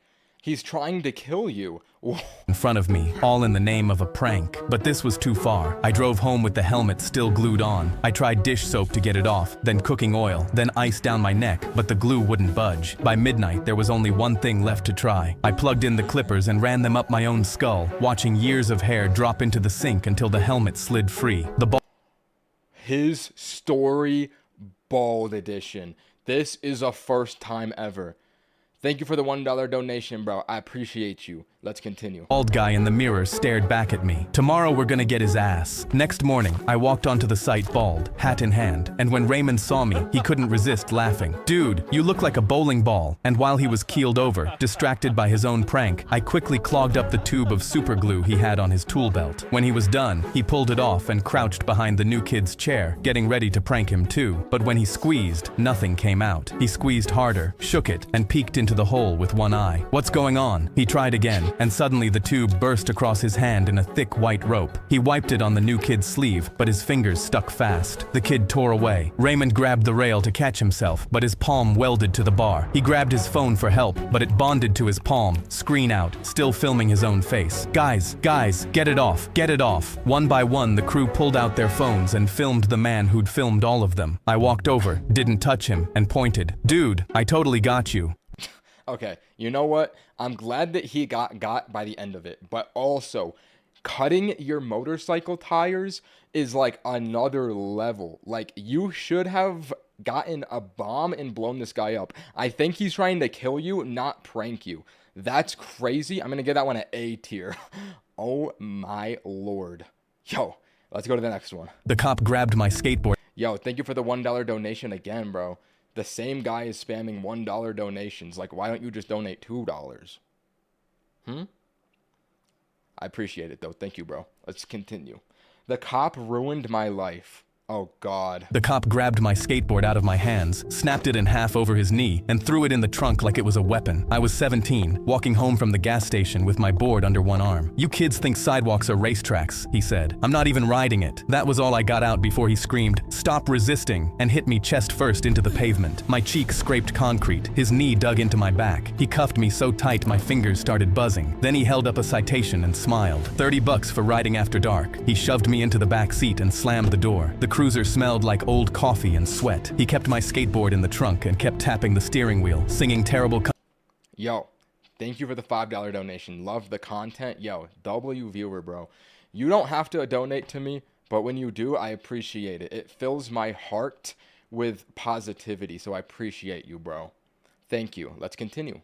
Country music over the radio, drifting over the yellow line like the road belonged to him. Then he pulled into a bar parking lot. I sat up straight. This isn't the station. He looked at me in the rearview mirror. I need to investigate something. He locked the doors and went inside. For 2 hours, I sat cuffed in the back seat, watching people come and go under the neon sign. When he finally came out, he stumbled once, caught himself, and opened the driver's door. The whole car filled with the smell of alcohol. I started yelling before he shifted into drive. Call another officer. You can't drive. He turned the radio up. He rolled through the first red light and he blew straight through the next. I kicked the partition with both feet, but he just sang louder. Then headlights filled my window. A semi-horn blasted so loud it shook the glass. The cop yelled, jerked the wheel, and the whole cruiser folded sideways around the impact. I woke up in the hospital surrounded by beeping machines. I tried to sit up. Nothing moved under the blanket. Not my knees, not my feet. I was paralyzed. They made me pay $30 for riding a skateboard after dark. The cop paid me $3 million because I never rode one again. The cop...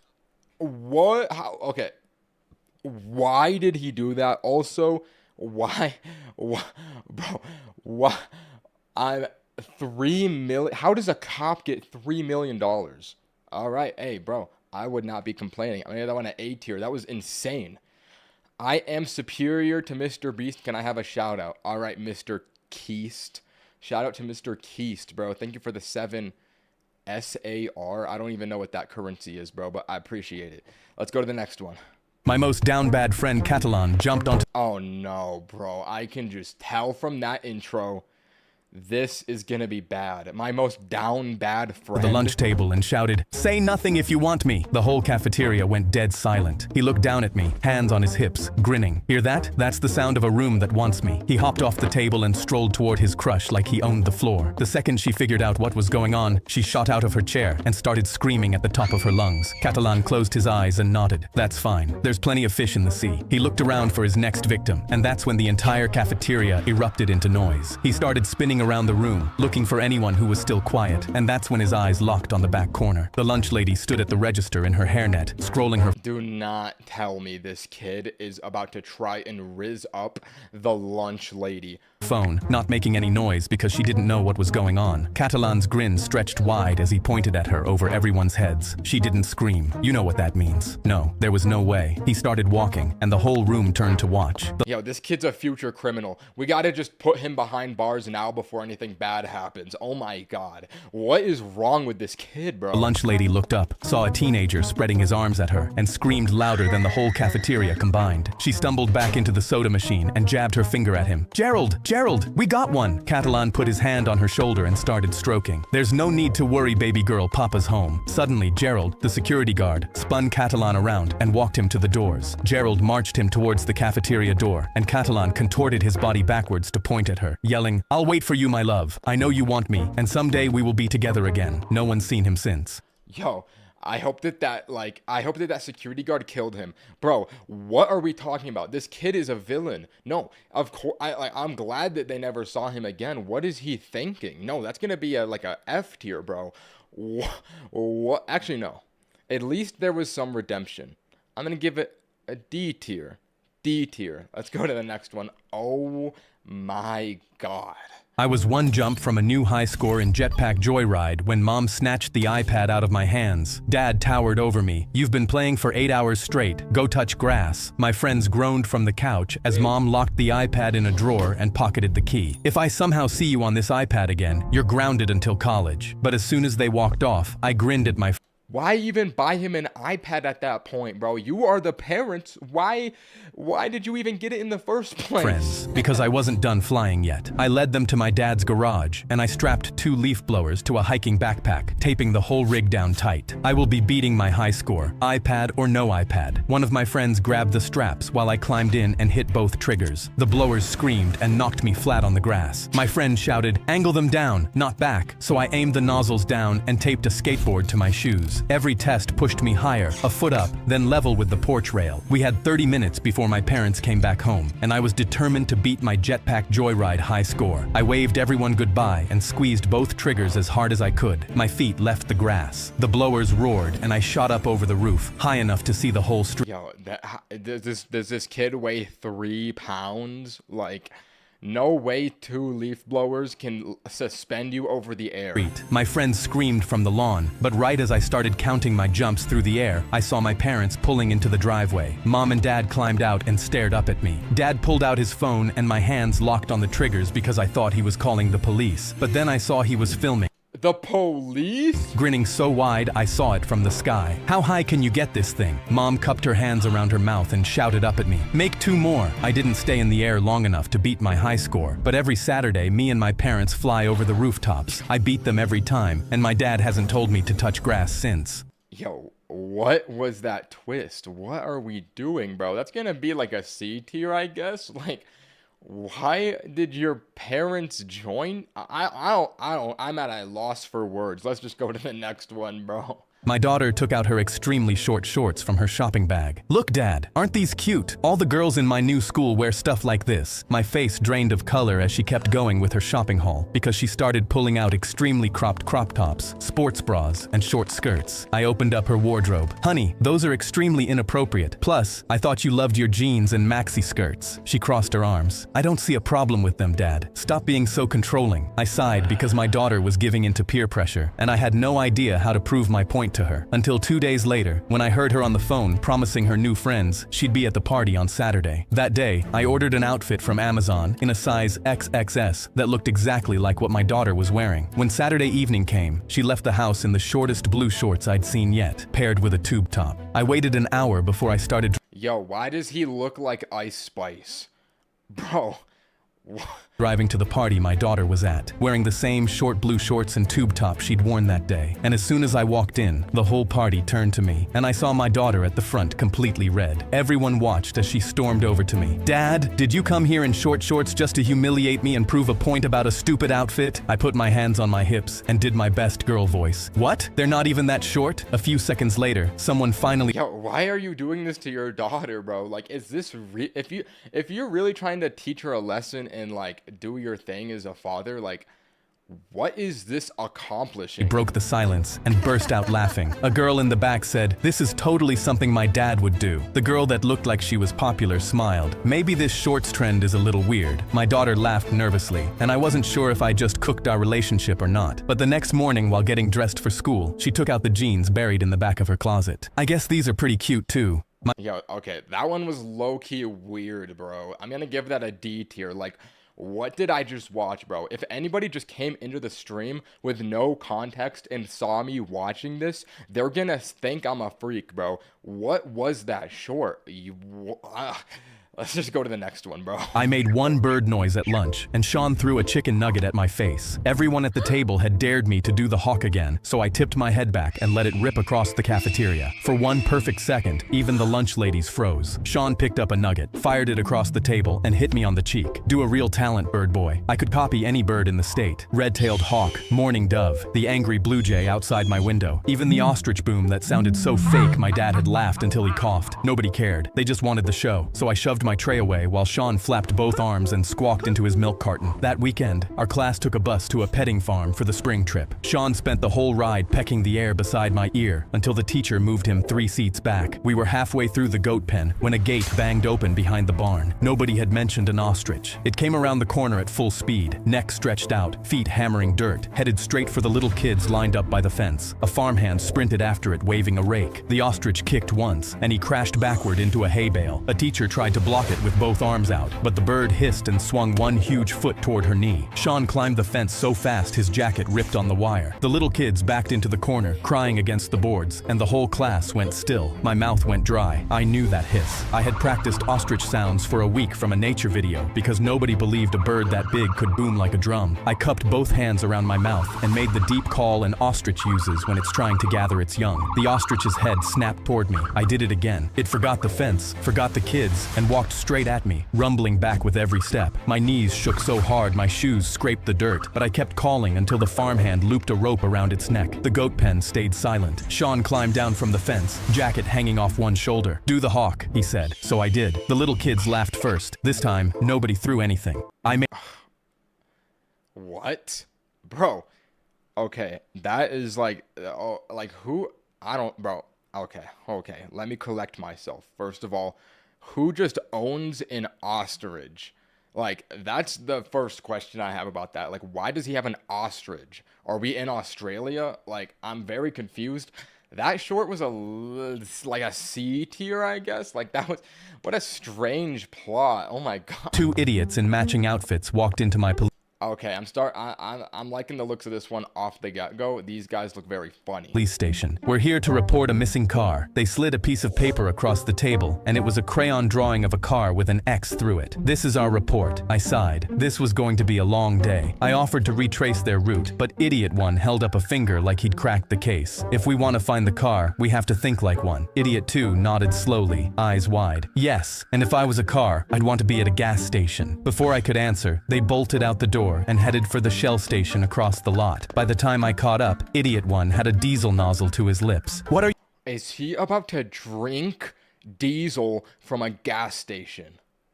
Excuse me? you doing?" Idiot Two held up his hand. "Wait, he's trying to act like a car so we know how to find it. Let him Yo, okay, yeah, these guys are dumb as bricks. I thought that they were up to some scheme. I think they're literally just stupid.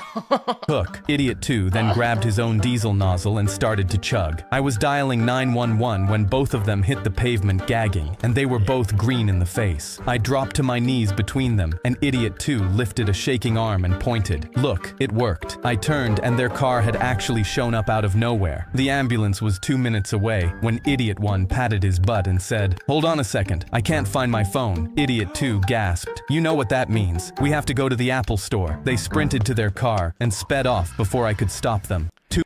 to the app. Yo, okay, that was probably the stupidest YouTube short I've ever watched in my entire life. What did I like? I guess like a C tier. Like, bro, it's like the whole plot is that these people are just stupid. Like, why the Apple Store? I don't even know, bro. I'm at a loss for words. I'm just gonna go to the next video. Let's just keep it pushing. My mom ran across the field and got in the ref's face. Are you blind? That was a foul. How did you get certified, ref? I dropped my head and stared at my cleats. My friend jogged over from his position. Dude, is this why you said you used to love soccer? She does this every game? Since I was 8. In all that Of course they made his number 6'7", bro. Are we so for real? Oh my god. Yo, we might be on an L streak right now with these videos. What are we doing? time, no one had ever stopped her. But through the commotion, a man in a league polo tucked a clipboard under his arm and started walking over. The ref ignored her and started signaling for play to resume. You should be fired! When he kept ignoring her, she turned on me instead. Stop standing around! That's why he didn't call it! The other parents went quiet, and a few moved their chairs down the line. The man with the clipboard stopped beside the ref. Ma'am, Tom Reyes, State Commissioner. I've been timing your behavior for 3 games. She let out a laugh and waved him off. You can't sideline me. My husband donates to this league. Donations don't override parent conduct. You signed it. He held out a printed sheet. She wouldn't take it, so he set it down on the grass. You're suspended from every state-affiliated youth soccer field for 1 calendar year, including your son's. The officials walked her off, and the whistle blew. I kept glancing at her chair out of habit, but it was empty every time. After the game, my coach pulled me aside. You played different today. Yo, holy mog, bro. Who is this coach? Yo, why is he a coach for like a kid's, like why isn't this guy a model? Why did they make this guy mog so much in this video? It's so random. Never played a game without trying not to disappoint her. It was the first time I just played soccer. My mom ran a All right, bro, that might be another C tier. Like, that was kind of mid, bro. We need to hit his story, lock in. What are we doing? I tore open my only Christmas present, and my eyes lit up when I saw the Pokemon pack in my hands. But when I ran into school with it, my friends were already sitting in a circle, ripping theirs open. Guys, I finally got a pack. I held it up, smiling, and went to sit down. But Alex instantly pushed me out of their circle. How many packs do you have? Only this one. Alex shook his head while the others laughed. You need at least 3 for a real pack opening. You'll only slow us down. You can't open with us. He turned around and carelessly ripped his 10th pack open, and I felt my heart break. I watched them toss their unwanted cards to the side and walked to my desk with my 1 pack. I sat down alone and opened it with shaking hands. I peeled back the foil and carefully slid the cards out. A shiny Charizard stared back at me. Before I could even react, Alex screamed from behind me. Holy crap, Ben just pulled a shiny Charizard. The whole circle instantly swarmed my desk. Oh my god, Matt suddenly dragged some chairs over. Oh no, this is Chester. Yo, if you know the lore, you know this kid's about to do some devious things. He's probably going to rip this in half. And then I imagine all the other kids are going to be like, bro, why did you rip the card in half? What are you doing right now? And they're all going to like beat him on the ground. Like they're all going to beat up Chester on the ground for ripping the Charizard card in half. That's my prediction, at least. And the whole circle sat around me. You can play with us, dude. You just pulled a Charizard. Alex tipped his bag of chips my way. Take as many as you want. Ryan and Brian spread their decks across my desk. What do you think, man? Any good? I sat in the middle of the circle holding my shiny Charizard and couldn't stop smiling. We played for the entire day, my Charizard crushing everyone. Alex high-fived me, and Matt called me genuinely cool. I walked home that Chester redemption arc. Wait a minute, he might not be so bad after all. Friday still buzzing, but then I saw Mom at the kitchen table. Bills were spread out in front of her. I secretly looked up the value of the Charizard on my phone. $3,500. Isn't that card worth like $200,000? If you're selling that for $3K, you're getting scammed, bro. I'm sorry, kid. I thought about how my friends loved me because of my card, then sold it anyway. I tucked the money in chunks around the house so Mom would never know it came from me, and walked into school without it. Alex immediately waved me over. Where's your Charizard? I told him I sold it to help with bills, and the whole circle instantly gasped. Alex shook his head. Why would we even hang out with you then? He grabbed the friendship bracelet he'd given me off my wrist and turned around, closing the circle so I couldn't get in. But this time I didn't care, because now I knew they never wanted me. They wanted my card, and Mom getting to eat was more important than the approval of fake friends. W kid, yeah, bro. Like, what is this conditional friendship on the Pokemon card you have? Like, these kids are nasty, bro. No, wholesome story. I'm gonna give that one an A tier. Let's go to the next. I was walking to work when I saw my childhood bully sitting on the curb with a Why does he have purple forehead? Torn plastic cup in front of him. We locked eyes, and he immediately hid his face behind his cardboard sign. Embarrassed, I saw him like this. Darren used to shove me into lockers so hard my Is this like, did he just change race? I'm pretty sure he was a bald white guy in the future. What's going on here? ribs broke, and in 4th grade stole my Spider-Man figurine I'd spent all summer saving for. He'd bring it to school and dare me to try take it back, so seeing him made me uneasy. I stepped towards him, and he instantly put his hands up. Jeremy, I'm so sorry for what I did to you, but I don't want any trouble. People already kick me here, even if I deserve it. Please don't. I noticed the purple bruises around his face, and before I knew it, I was holding out a $50 bill. He shook his head, but I was already pressing the money in his hand. Wait, is this guy outside of a Tilly's? Bro, holy moly, homeless bully. Yo, thank you for the 22 try. I never heard of TRY. I don't know what currency that is, but I appreciate it regardless. Thank you for the donation, bro.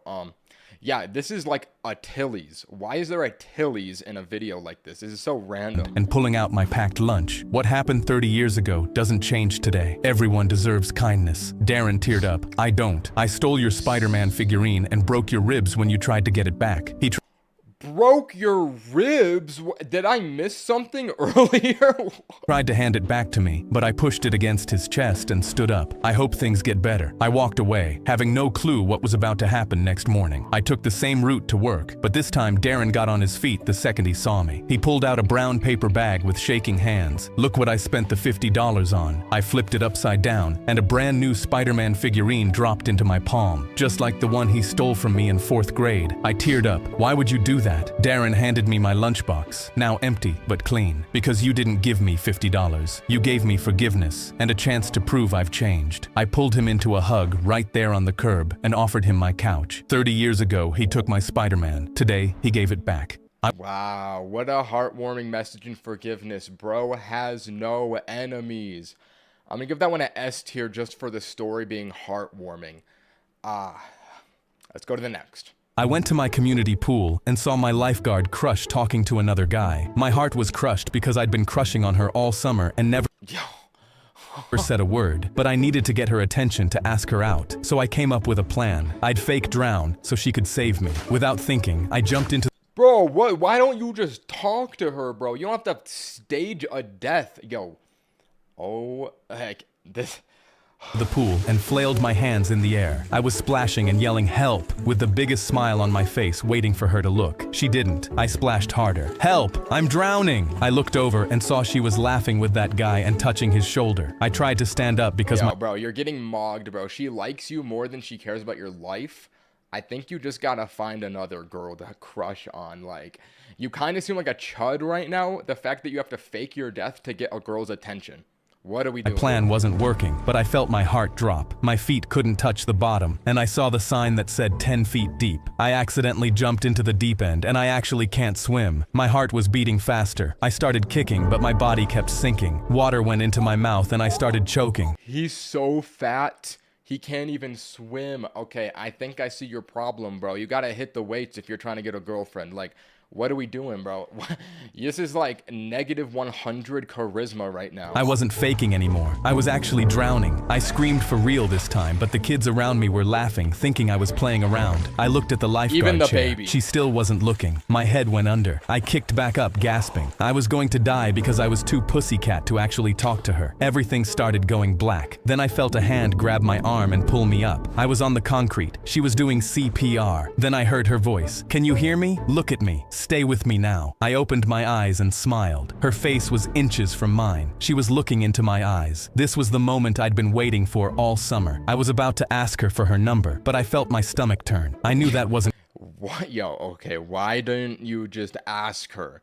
The whole process before this was completely unnecessary. Like, I think that this guy's got a brick in his skull. He's so stupid. good, but I couldn't hold it in. I threw up an entire pool's worth of water directly onto her face. She screamed and jumped back. I was so embarrassed. Then the guy she was talking to looked down at me and said, "While you were drowning, I got her number." I went to Okay, that was out of pocket, bro. Like, what was that ending, bro?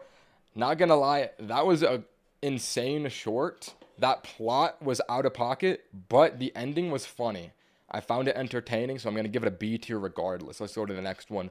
Lock in. The morning of the field trip, my mom taped a phone to my ankle and grabbed my face. If anything goes wrong, you call me right away. Our school had banned all phones after 3 8th graders filmed themselves breaking things in the bathroom, and now a security guard searched every single backpack at the front door every morning with no exceptions. My heart was pounding so hard during the security check that I was sure the guard could hear it, but he just unzipped my backpack, looked inside, and waved me through. I climbed onto the bus with the phone still pressing against my ankle. I had no idea I was going to need it. 20 minutes into the drive, our bus driver, Mr. Pete, made a strange gasping sound and fell forward onto the steering wheel. His foot pressed down hard on the gas, and the bus swerved and crashed through the metal guardrail on a bridge. I gripped the seat in front of me and screamed as we flew through the air for 2 full seconds. Yo, okay, if your bus has careened off of a bridge and is barreling towards the ocean, I don't think your phone is gonna save you in that situation, bro. I think you're probably just going to die right now. And we hit the river like a wall.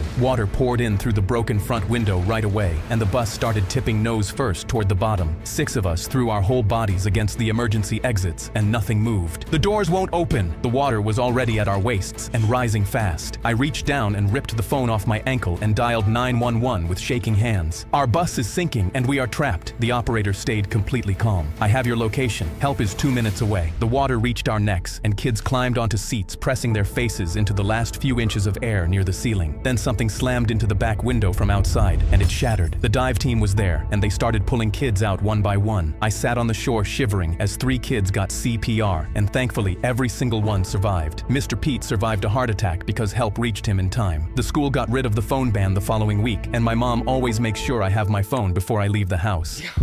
All right. I mean, I think in a realistic scenario, a bus would probably sink in the 2 minutes that they could get to you. Like, that's like 4 tons of weight in the ocean. Like, you're just dropping to the bottom and drowning. This is unrealistic. I'm giving it a C tier. Let's go to the next one.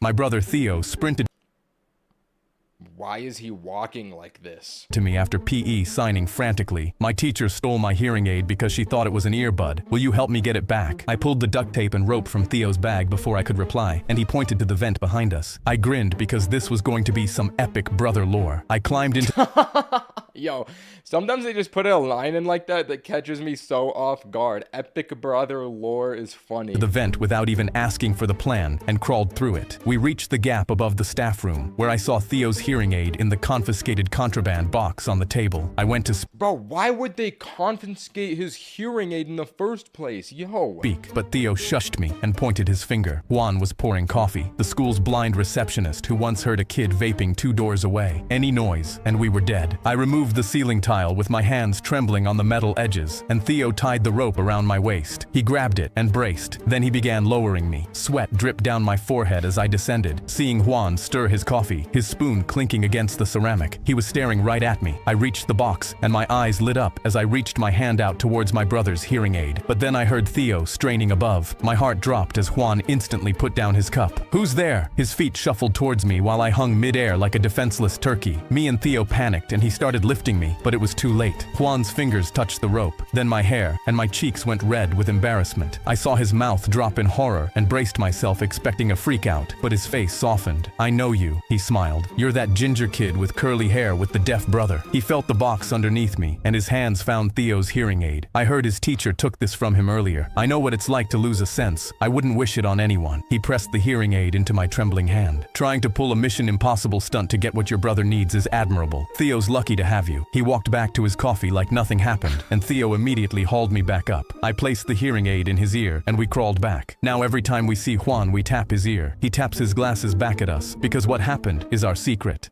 My brother Theo. Why is it gotta be a secret, bro? Like, funny story, these kids are dumb as bricks. I'm gonna give it a B tier for the entertainment value.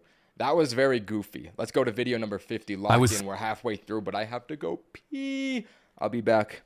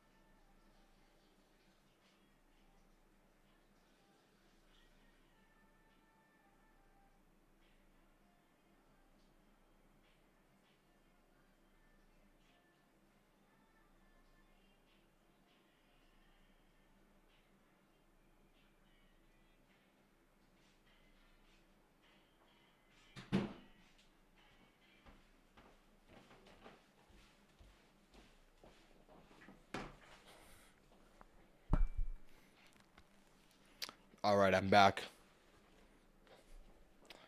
Wait, I think I watched this one already. I did. Let's skip this. I watched this in the last video.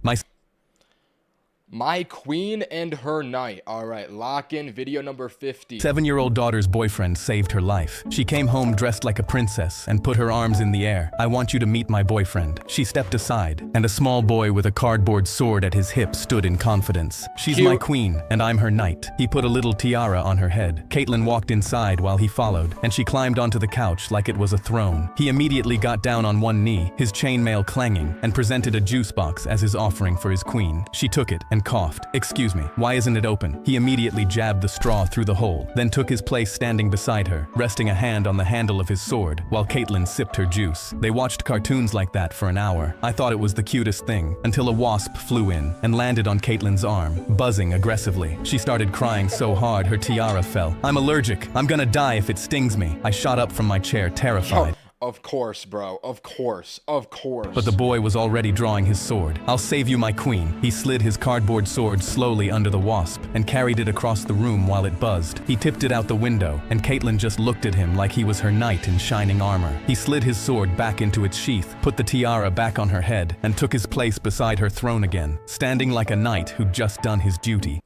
What a wholesome story. You know what? I'm gonna give that one an A tier. That was cute, bro. Like, nothing crazy, but a cute video for number 50. Respect. Let's go to the next one.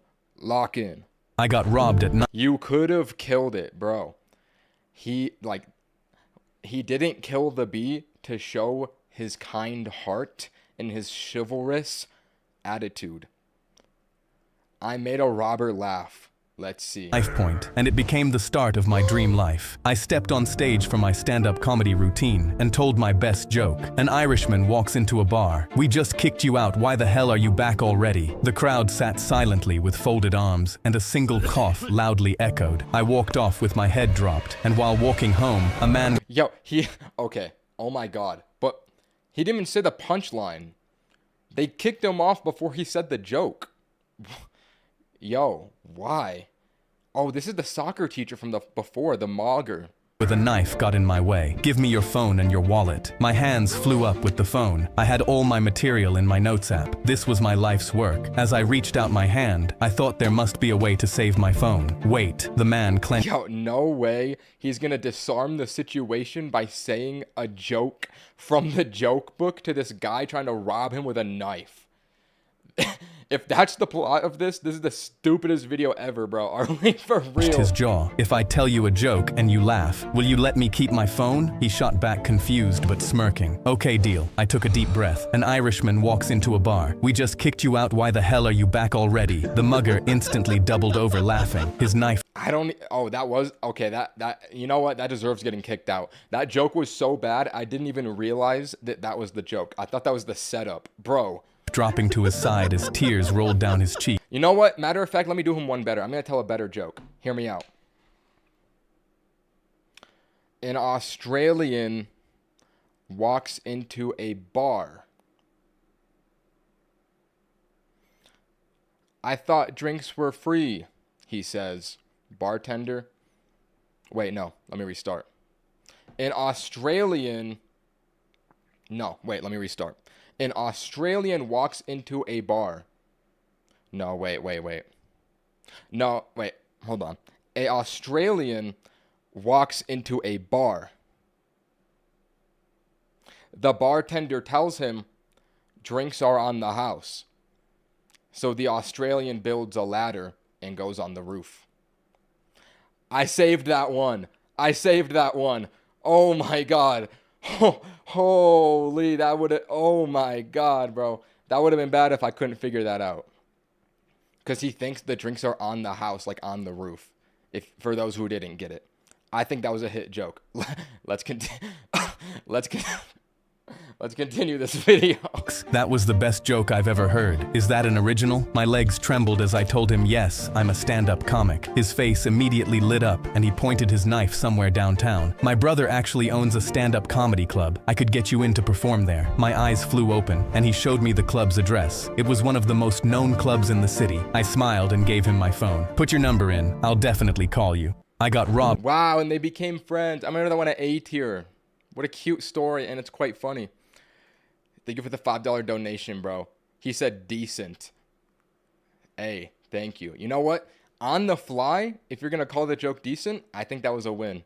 I thought of that one on the dome. Let's go to the next video. Lock in, fellas. I was tearing my hair out over my multiple choice homework when my dog tapped his paw on option C. I read it and saw it actually looked correct. I'm cooked anyway, so I may as well just take your advice. I started circling every answer Brownie pointed at. When I was done, I shoved it in my book bag, excited to see what grade I was gonna get. In class, my teacher handed my assignment back with 100 circled and written in red. She crouched down and said, "I knew you had it in you." I was grinning ear to ear. I guess you could say I got that dog in me. She shook her head. Yo, bro, are we on God? Wallahi. You know what? That was a cold line. Head and sighed because she didn't know I had a magic dog at home. That night, I slid. You know what? I feel like his story only made this short to make that joke. I'm not gonna lie, bro. My homework across the table, and Brownie's paw came down the same way. I hugged him. "Brownie, how are you doing this? Are you a spy?" In response, he walked over to the dog treat cabinet and started.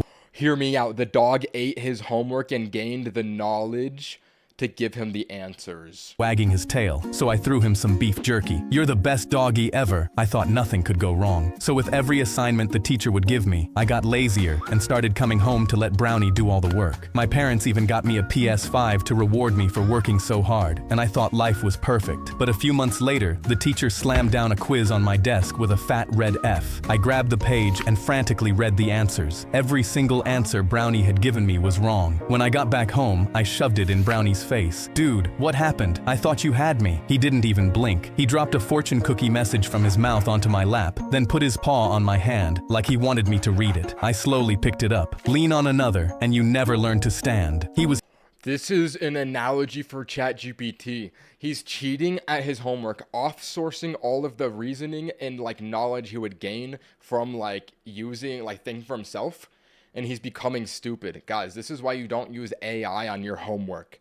The dog is AI. Teaching me not to need him. He failed me on purpose. Now when he trots over and lifts his paw toward an answer, I move it off the page and do it myself. Smartest dog I've ever met.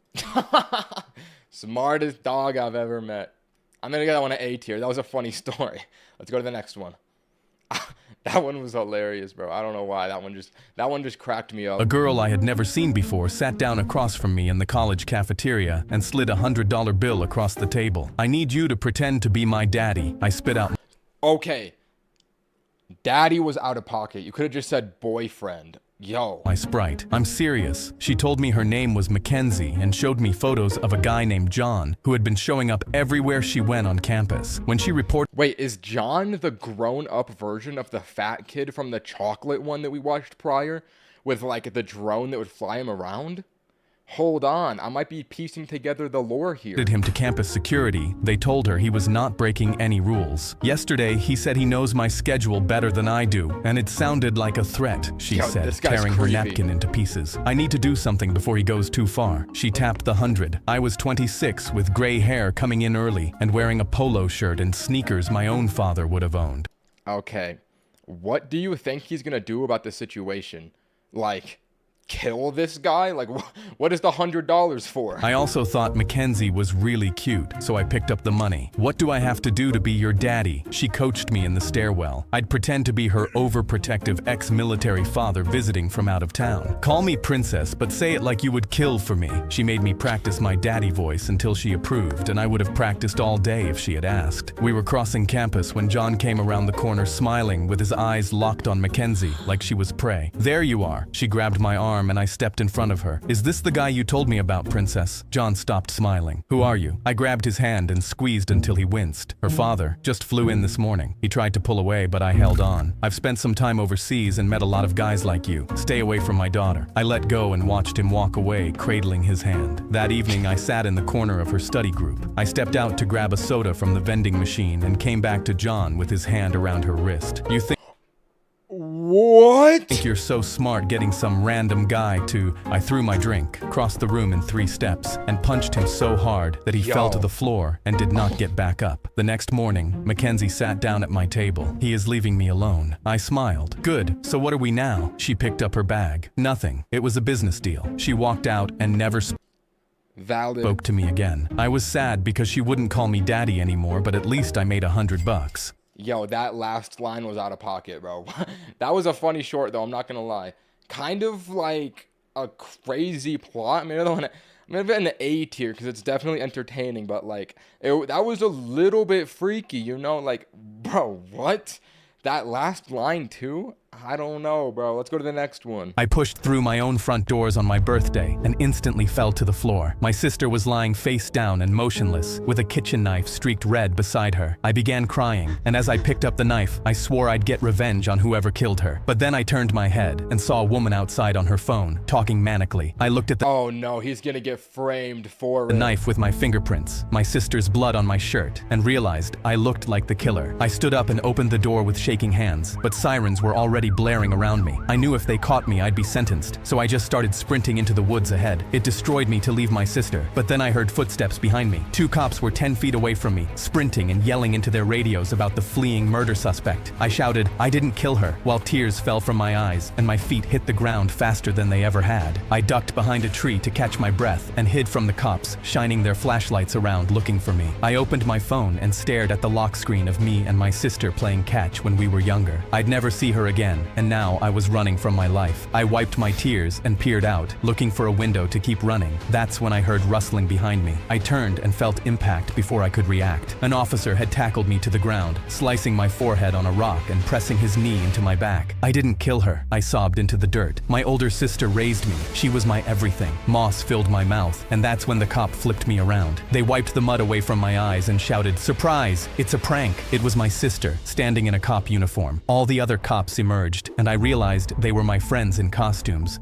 Yo, this is too far, bro. What do they mean a prank? Like, oh. Woman who called the cops was wiping the blood from my forehead. My sister doubled over, laughing. "Happy birthday. Your present is I'm alive and you're not in jail for murder." I looked at Oh my god. Imagine you go home to see your sibling dead on the ground and it's a prank. Like, who thinks that that is a valid prank? What? everyone, then passed out and fell to the floor because of the shock. Oh my, yo, that's like a F tier, bro. What?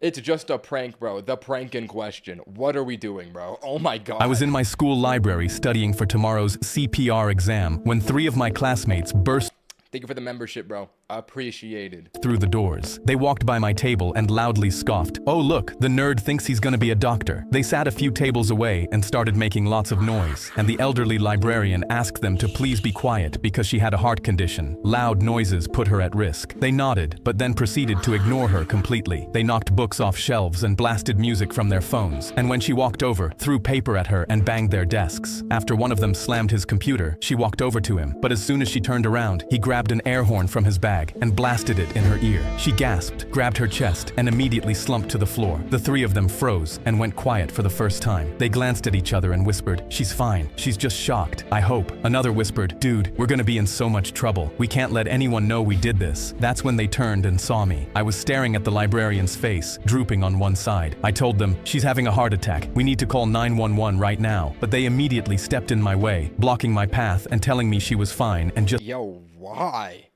Why? needed a minute. I tried to pull out my phone to call anyway, but the biggest one snatched it out of my hand and said, "You're not calling anyone. I'm not having anyone find out what happened." I looked past them at the librarian on the floor and saw foam coming out of her mouth. I screamed, "She needs help," but they just repeated, "She's fine. I'm not going down for this." I scanned the room, looking for anything that could help, and spotted a security camera in the corner. I pointed at it and told them, "Everything you just did is already on camera. They're gonna find out what you did anyway." Their faces dropped, and they bolted out of the library, dropping my phone on the floor as they ran. I grabbed it and dialed 911. I dropped to my knees, doing chest compressions on the librarian just like the textbook instructed. Paramedics burst in minutes later and took over with a defibrillator. And the next morning, police officers walked into the school and arrested the 3 kids. Okay, that was just an insane story about insane children. Like, bro, I guess, like, it's redemption, but, like, they just killed someone. That was the video. They just killed someone and got arrested.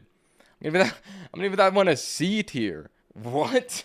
I was 400 pounds and Oh wait, I watched this one already in the last video. I was watching the New Year's fireworks exploding while my dog sat. Yo, 5 gifted memberships, bro. Thank you.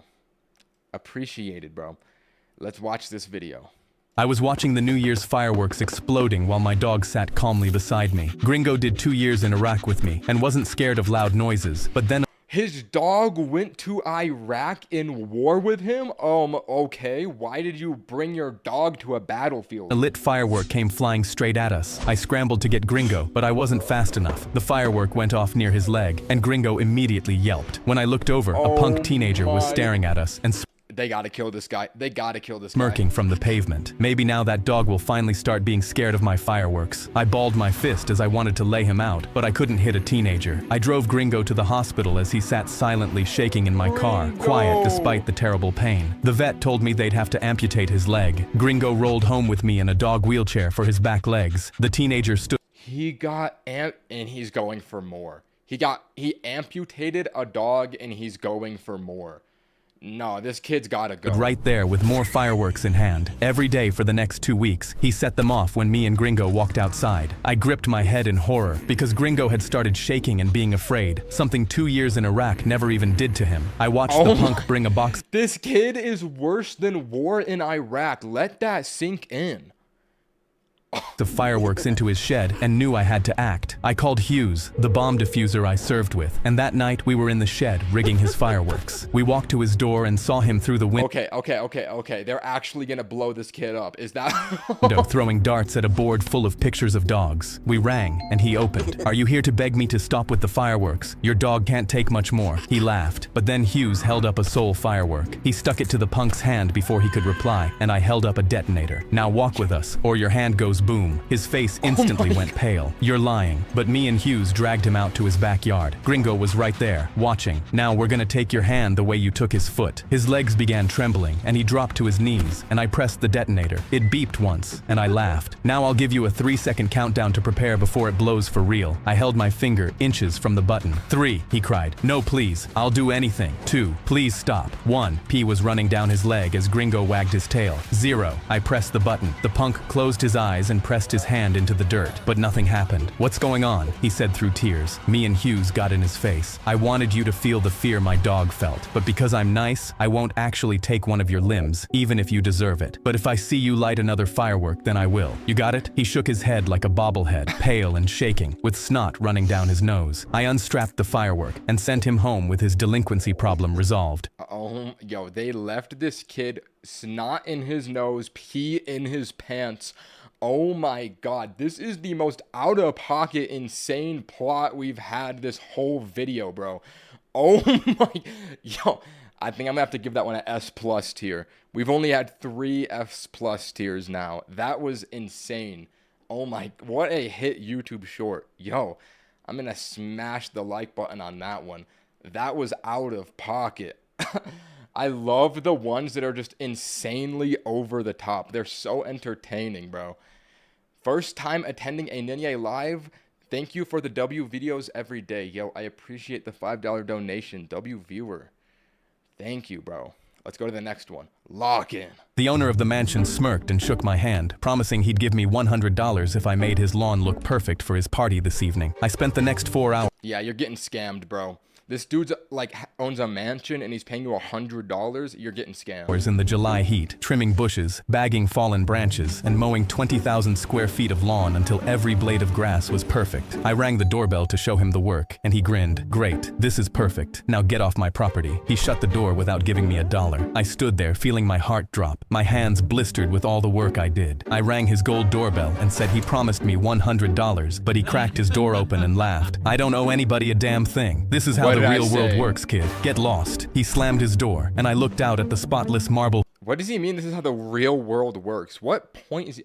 Just like, don't, like, you just like scam people? Is that, what is the real world to this guy? fountains I'd just wiped. This man owned a house worth millions and wouldn't give a kid $100. That's when I got an idea. If he wasn't going to pay me for my work, I was going to leave my work here. I started dumping everything I'd cleaned from my bags against his marble door. He wouldn't be able to open it without gallons of cut grass and tiny branches falling into his hallway. He immediately opened the side window, his face red. "I have the mayor coming over. What do you think you're doing?" I shrugged. "Since you won't pay me, I won't take my work with me." I began pulling ceramic garden gnomes from his flower bed and stacking them onto the pile. I rolled his waste bins over and pressed them against the door too. The pile reached his canopy. He tried to shove it open, but only moved it an inch before a garden gnome and some dirt fell onto his head and inside the house. He pushed it closed and stormed back to the side window. Okay, I'll pay you. He shoved a $100 bill towards me. Just please take your stuff. I can't let the mayor see me like this. But I sighed. You see, I worked overtime because of this, and overtime is double. I will need—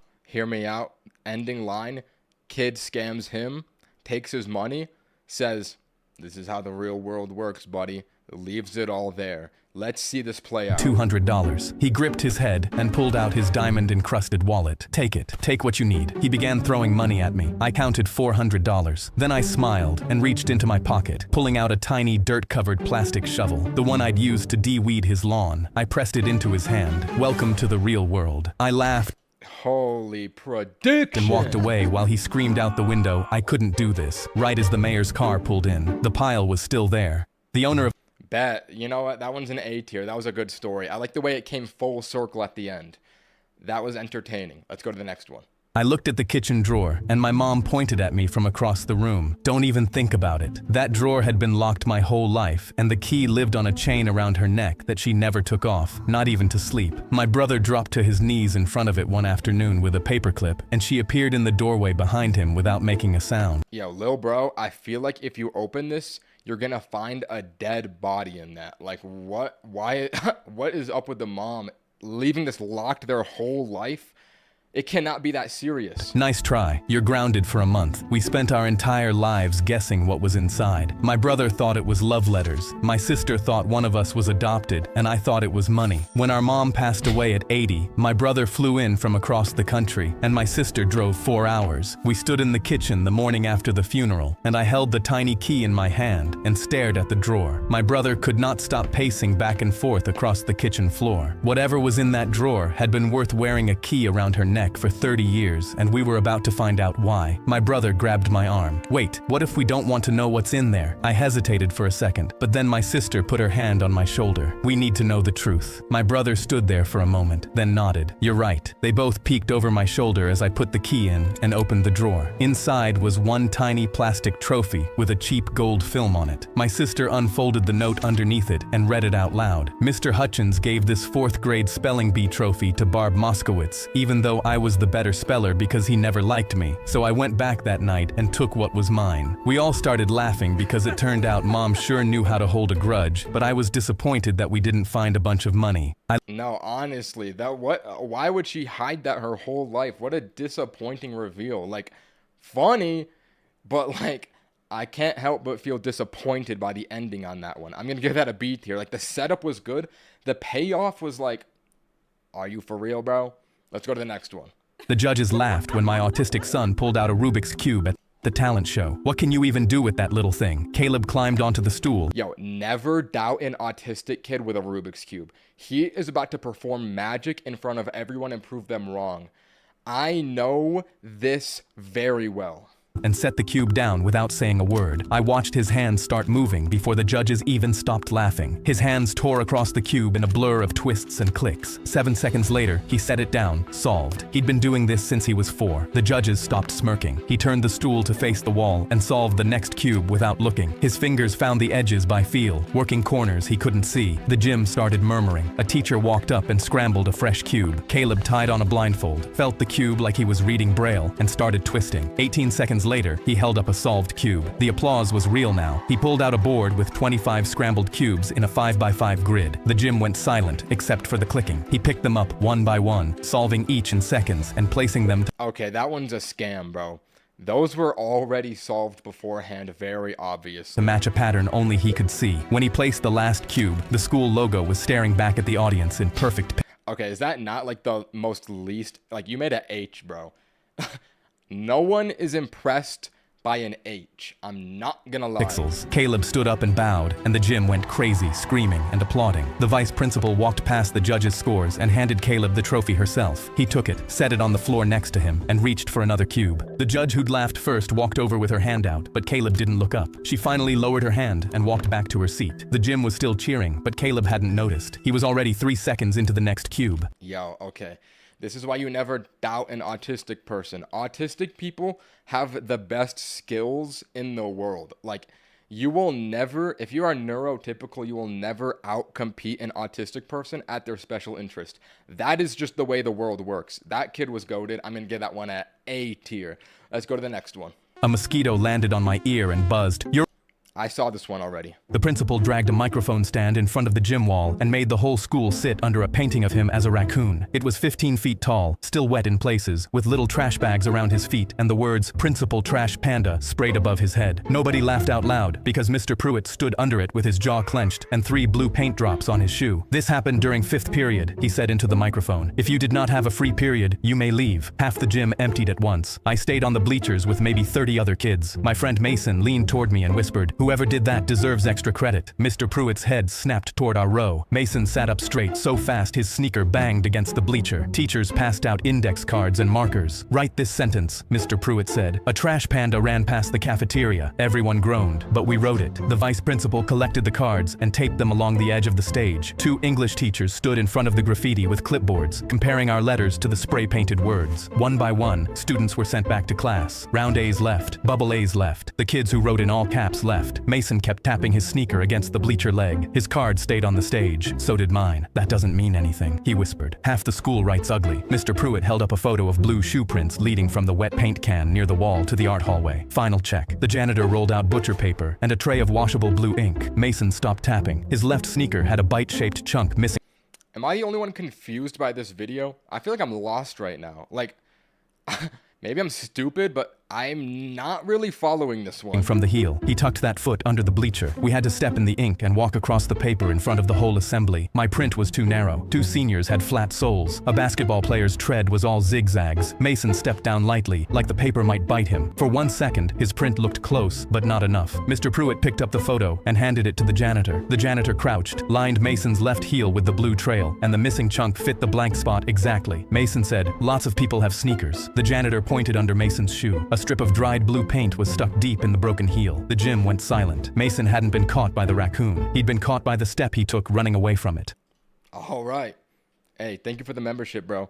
I think I have to give that one like a D tier. I don't know if I'm just like low IQ right now, but I did not follow the plot of that one. Maybe that could be my fault. I'm not going to lie. But like just personally, that one was kind of like hard to follow. I don't know why. Let's go to the next one. A kid 2 grades above me came up to me at Best Buy and shoved a pair of AirPods in my hand. "I know your dad has money, so be a good boy and..." Oh my God. Okay, unrelated. This character model has not shown up in the videos before. Why does this kid look like he's 53 years old? "Buy these for me." Jackson was known as the school thief, so I asked him why he doesn't just steal this like always. He instantly grabbed me by the collar. "Because I'm 1 strike away from getting a jail sentence. But if you don't buy these AirPods for me, you're 1 What do you mean 1 strike away? It's not like you commit 2 crimes and on your 3rd crime they put you in jail. Like, that's not how it works, bro. strike away from the hospital." He brought his fist inches to my face, then dropped me down. I pressed the AirPods to my chest and walked to the counter, while Jackson pretended to browse. I got to the till and told the cashier everything, and she immediately looked past me. Jackson was holding an AirTag in his hand, like it physically hurt him not to put it in his pocket. The cashier narrowed her eyes, then nodded at me and slid a fake receipt across the counter. She stepped aside to make a call, and I grinned and grabbed the AirPods like I'd paid for them. Jackson snatched them from my hand the second I turned around, and he shoved the receipt in his pocket. "I'm glad you know what's good for you, wimp. Now remember, try anything and 1 strike." He balled his fist, then smirked and strutted towards the exit. 1 AirPod was already in his ear by the time he stepped out, and the security alarm instantly screamed. Jackson's face dropped. What the hell? And 2 officers were already cuffing him and removing the AirPod from his ear. Jackson thrashed and pointed at me. It was him. He made me do it. But the cashier stepped in front. "That boy never paid for anything." Jackson begged them to check the receipt in his pocket, so I pulled it out for him. A handheld fan purchased in 2018, $3.99. His face fell one last time, and he was dragged out screaming. I picked up the AirPods box and figured these would be perfect to wear for his trial. Yo, his trial? Yo, okay, yeah, I'm gonna want a C tier. Like, I'm noticing a pattern of just like a video of just some nasty squirt, good for nothing kid, and he just like does something terrible and goes to prison. I feel like those ones are not like the most engaging stories for me personally. We've seen better ones than that. Let's go to the I was next one. But I gotta go to the bathroom.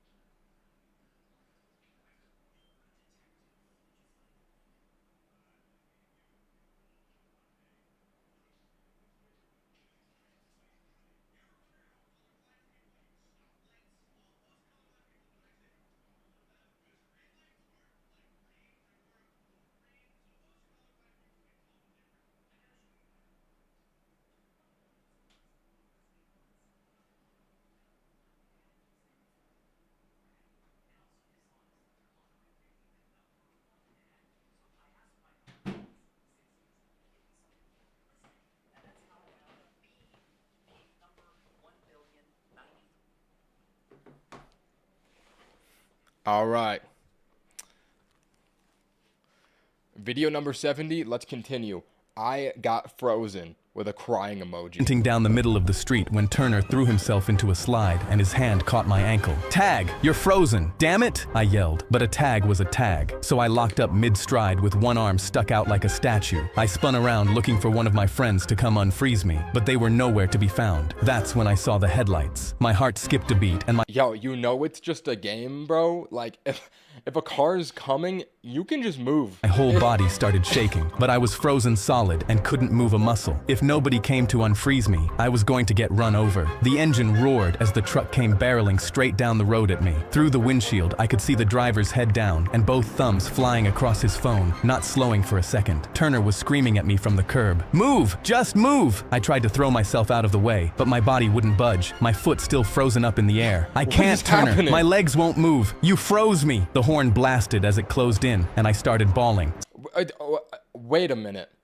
It's not like the guy couldn't just hit the brakes on his car too. Like what are both of these people doing? This has got to be the lowest IQ play we've seen in the history of his story. See what I did there? Let's continue. Somebody unfreeze me, but there was no one left in the street. The truck was so close, the ground was rumbling under me. I squeezed my eyes shut with the tears pouring down my face. My arms still locked out like a statue, and I screamed it one more time. I'm frozen! Then out of nowhere, I felt something slam into my side, knocking the scream out of my mouth. Greg had tackled me clean out of the road, and the second he hit me, I was unfrozen. The truck roared past so close, it blew the grass flat. The driver never once looking up from his phone. I was sobbing, alive, finally able to move, when Turner came running over and tagged us both. You're frozen. Greg and I locked up stiff in the grass, face to face, and screamed it at the exact same time. Damn it! Neither of us moved an inch. Bro, that was the stupidest plot so far.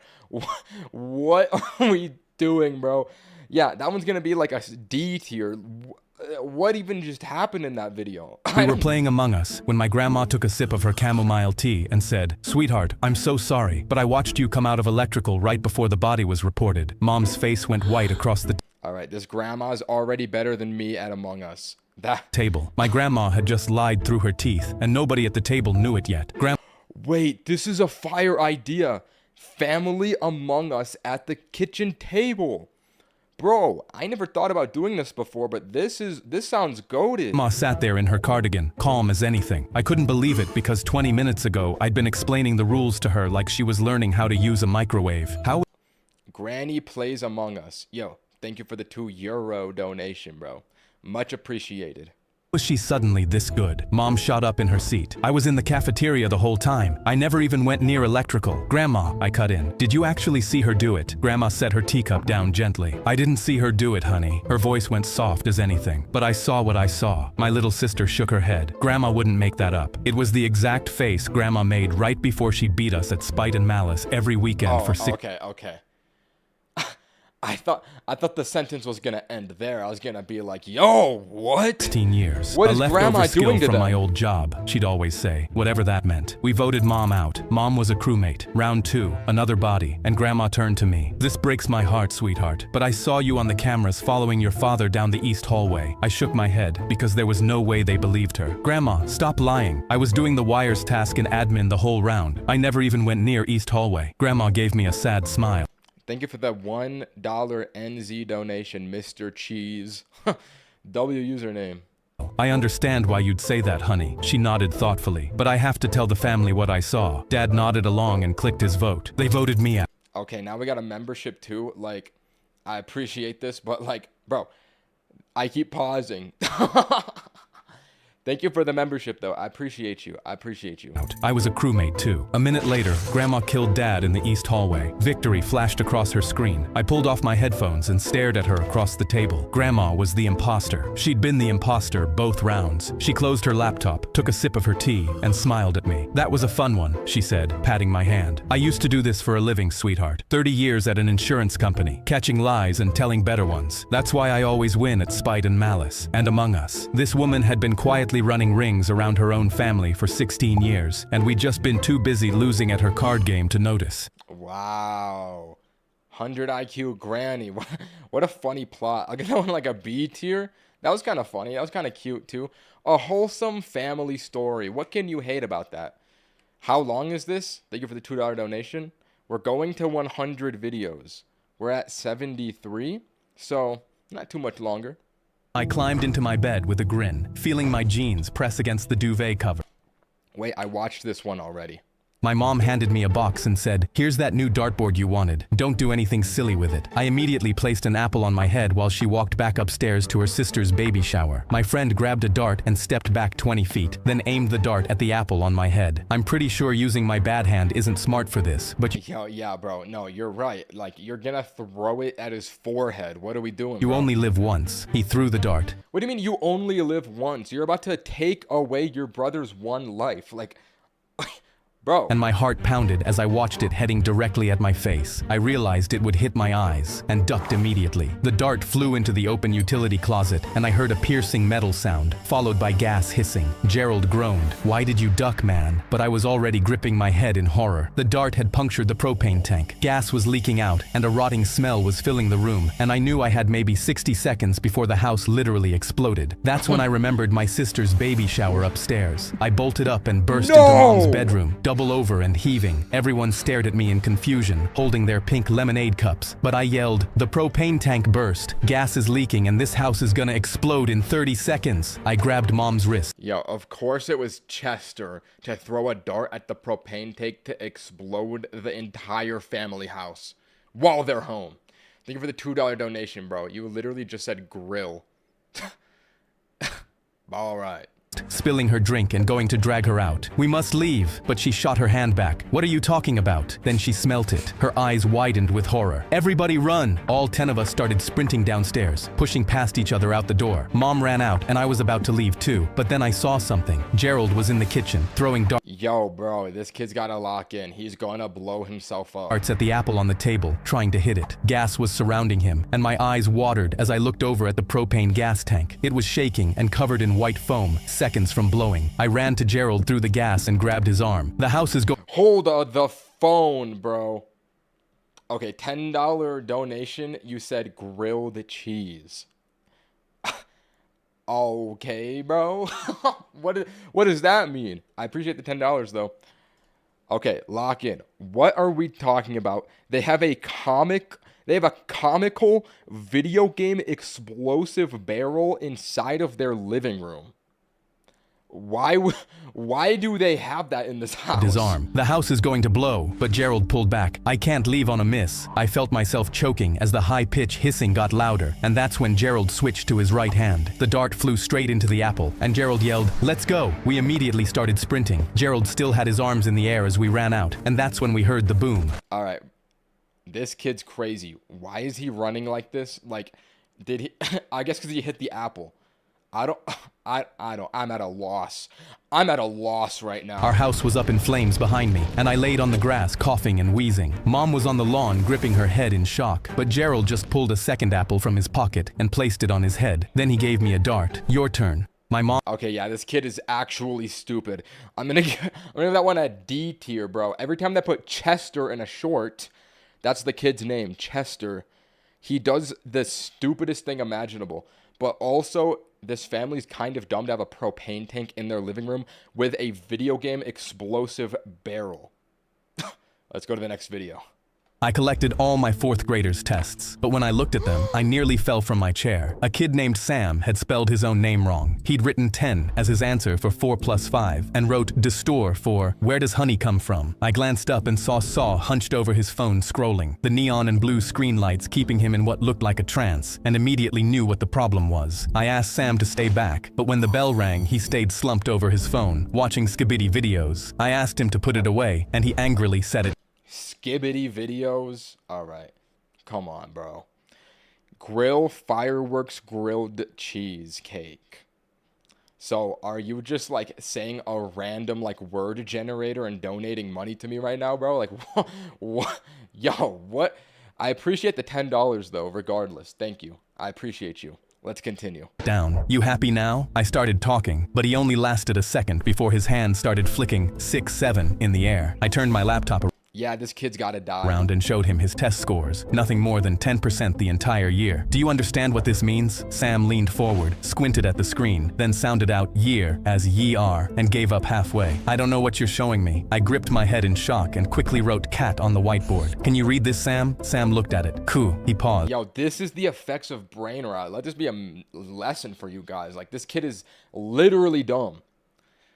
Last one, would just like to say my mom's gonna kill me for spending my whole paycheck here. Worth it. Yo, you do not have to spend your last paycheck donating.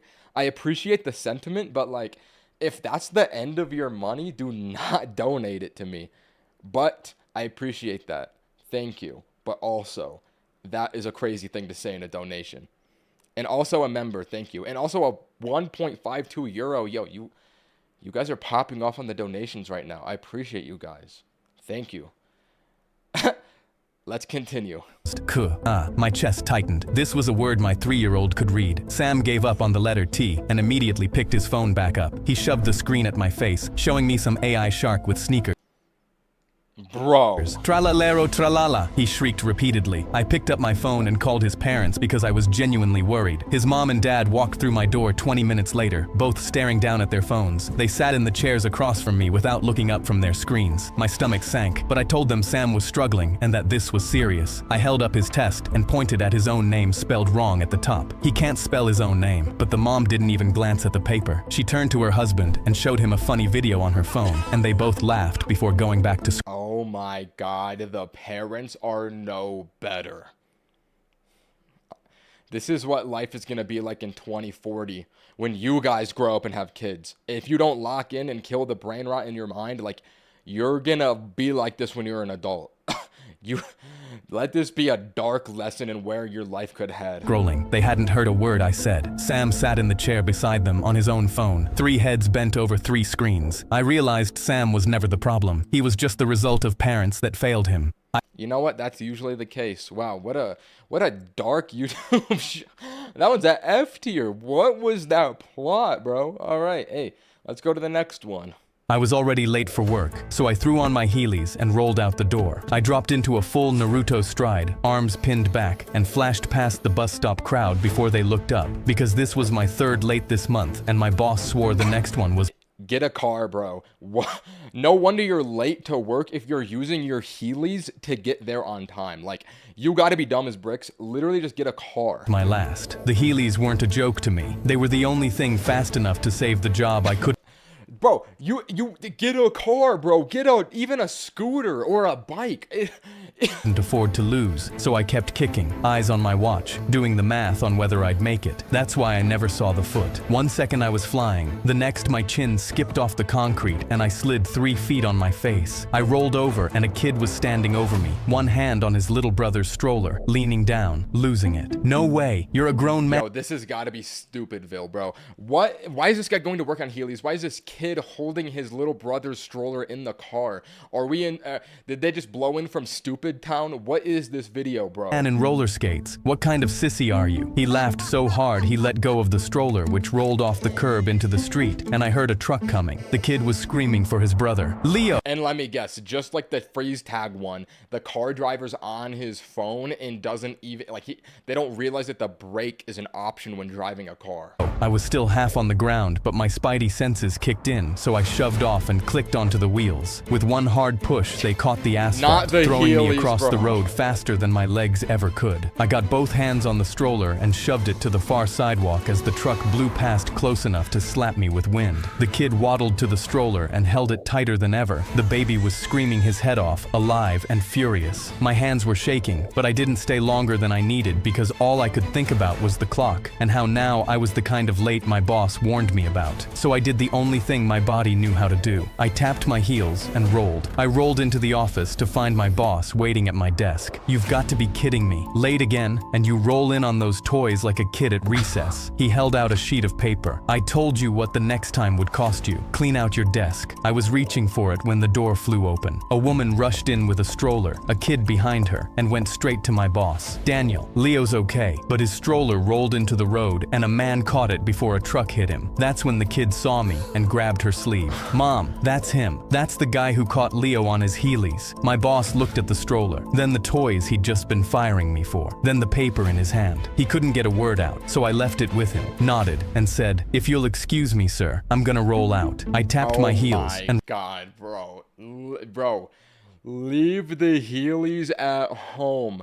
What is this guy doing? rolled to my desk, dropped into my chair, leaned back, and kicked my Heelys up on it, because they were never a joke. They were the real deal. Yo, that was the stupidest one we've watched, bro. But I'm not gonna lie, that was one of the most entertaining. That was so absurd. That was so funny. I think that this might be the 4th S+ tier. That one was a hit. Oh my God. I'm gonna smash like on that bad boy. Let's go to the next one. My mom grabbed her cleaning supplies and went to leave for her 10-hour shift as a cleaning lady for the 7th time this week. She tried to hug me goodbye at the door, but I just ushered her out because the popular rich kid Preston was over at my house, and I was too embarrassed for him to find out what she did. When she Yo, never put some random kid above your mom. What are you doing? came back, Preston was still here, and I begged her to go change in her car so he wouldn't see her cleaning uniform. She dropped her head and slowly walked out. I felt guilty watching through the window as tears rolled down her cheeks. But then Preston asked me, "What are you looking at?" I quickly replied, "Nothing, just some broke loser changing in their car," and shut This kid's gotta die. the blinds while Preston laughed. That's so embarrassing. Imagine that was your Why did mom he or laugh something. like that? I chuckled with him. 2 days later, Preston invited me to his birthday party. My mom left for her cleaning shift, and 2 hours later, I put on my fake designer and walked to Preston's house. I pushed through the Bro, fake designer? That's the same Subway outfit you wear in every short. You look like a Subway employee. crowd looking for him. He told me, "Dude, my cleaning lady is here. We can throw drinks at her later." I laughed and told him I was down, then went into the kitchen for a soda. But that's when my face dropped in horror. My mom was on her hands and knees in her uniform, scrubbing Preston's floor with cleaning gloves. My eyes went wide and I tried to walk away, because if someone saw this, I'd be humiliated, when suddenly she turned around. We locked eyes and she mouthed, "I'm sorry, son," before going back to the tiles. My This face was poor beet mom. red, and that's when Preston rounded the corner. His eyes were wide with excitement. "You thought I wouldn't find out your mom scrubs toilets for a living." I felt my face burning with embarrassment as a few people looked on. "Your mom works for me. The only reason I invited you was so you could 1 second, I gotta go to the bathroom.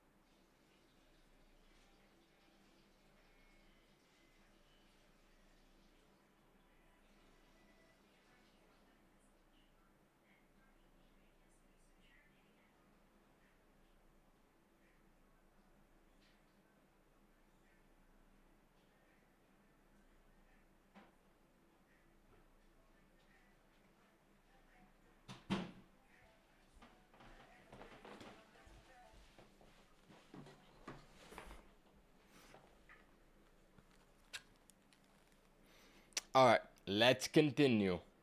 See this. You're so pathetic pretending your mom doesn't do dishes for rent money. He threw a glass of water at her and snapped his fingers. Go scrub the bathroom. People were whispering as my mom looked at me with tears in her eyes and nodded in defeat. She walked to the bathroom with water dripping from her hair, but Preston snapped again. Without gloves, I was horrified and watched my mom slowly take off her gloves and noticed how raw her hands were from cleaning. She walked into the bathroom while Preston pointed and laughed. I was humiliated, but then I heard my mom trying not to cry behind the closed door. I realized everything she did was so I'd have a roof Why does bro look like he's geeked?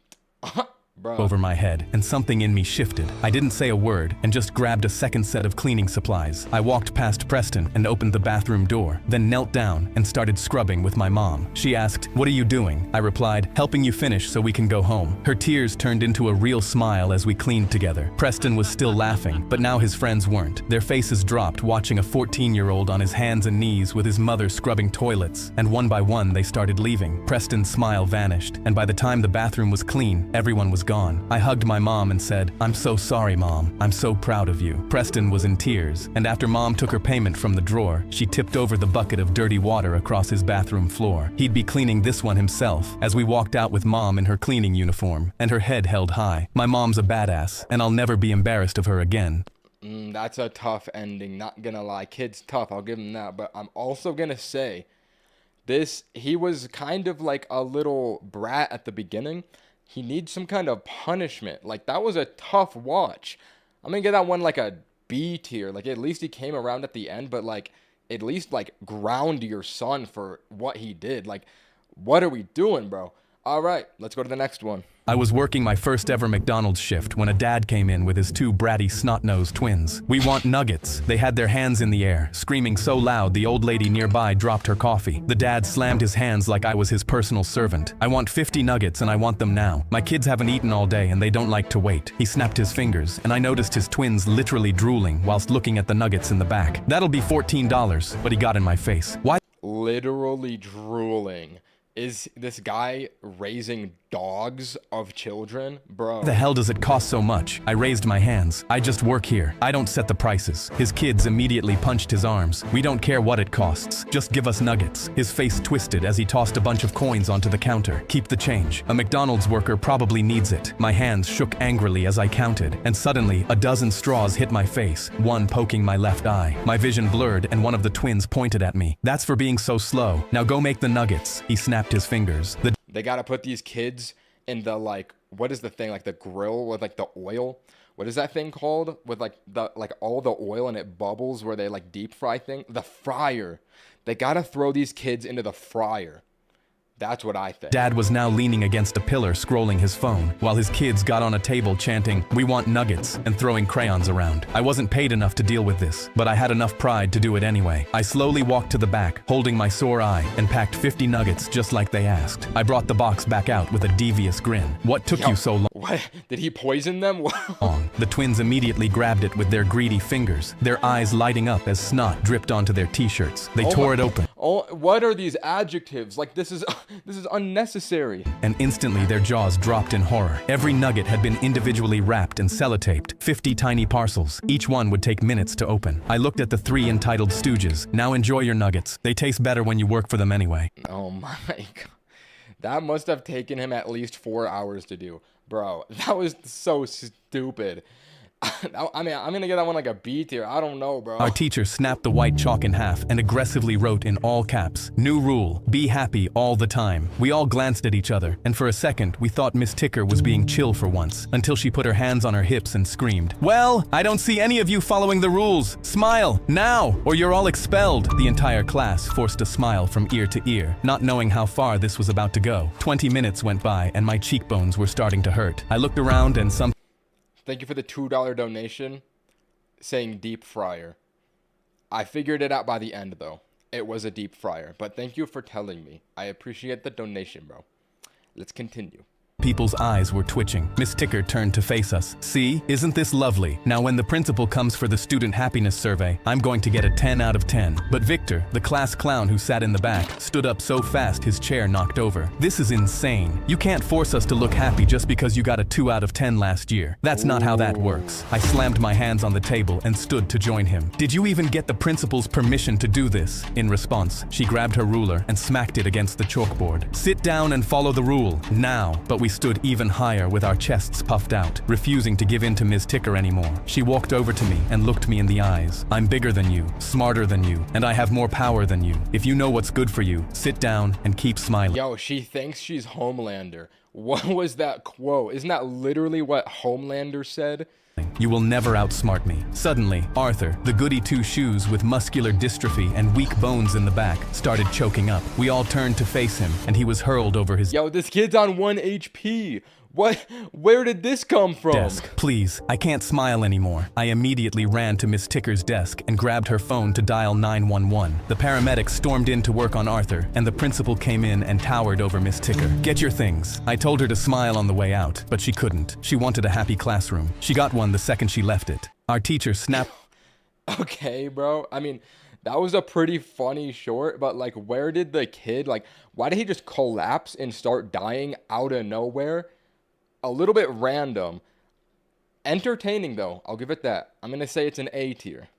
I was teaching The Great Gatsby to my third period when the door slammed open and 6 men with rifles What is it?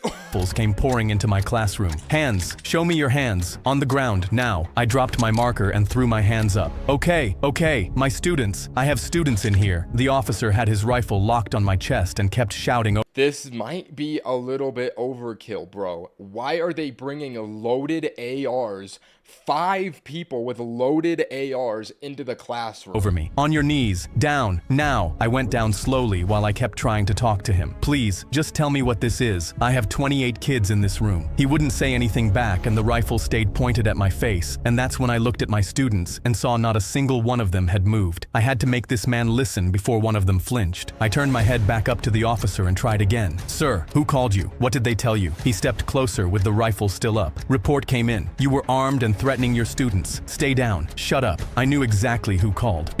It must have been Chester. My ex-wife. She lost. Your ex-wife? Oh my.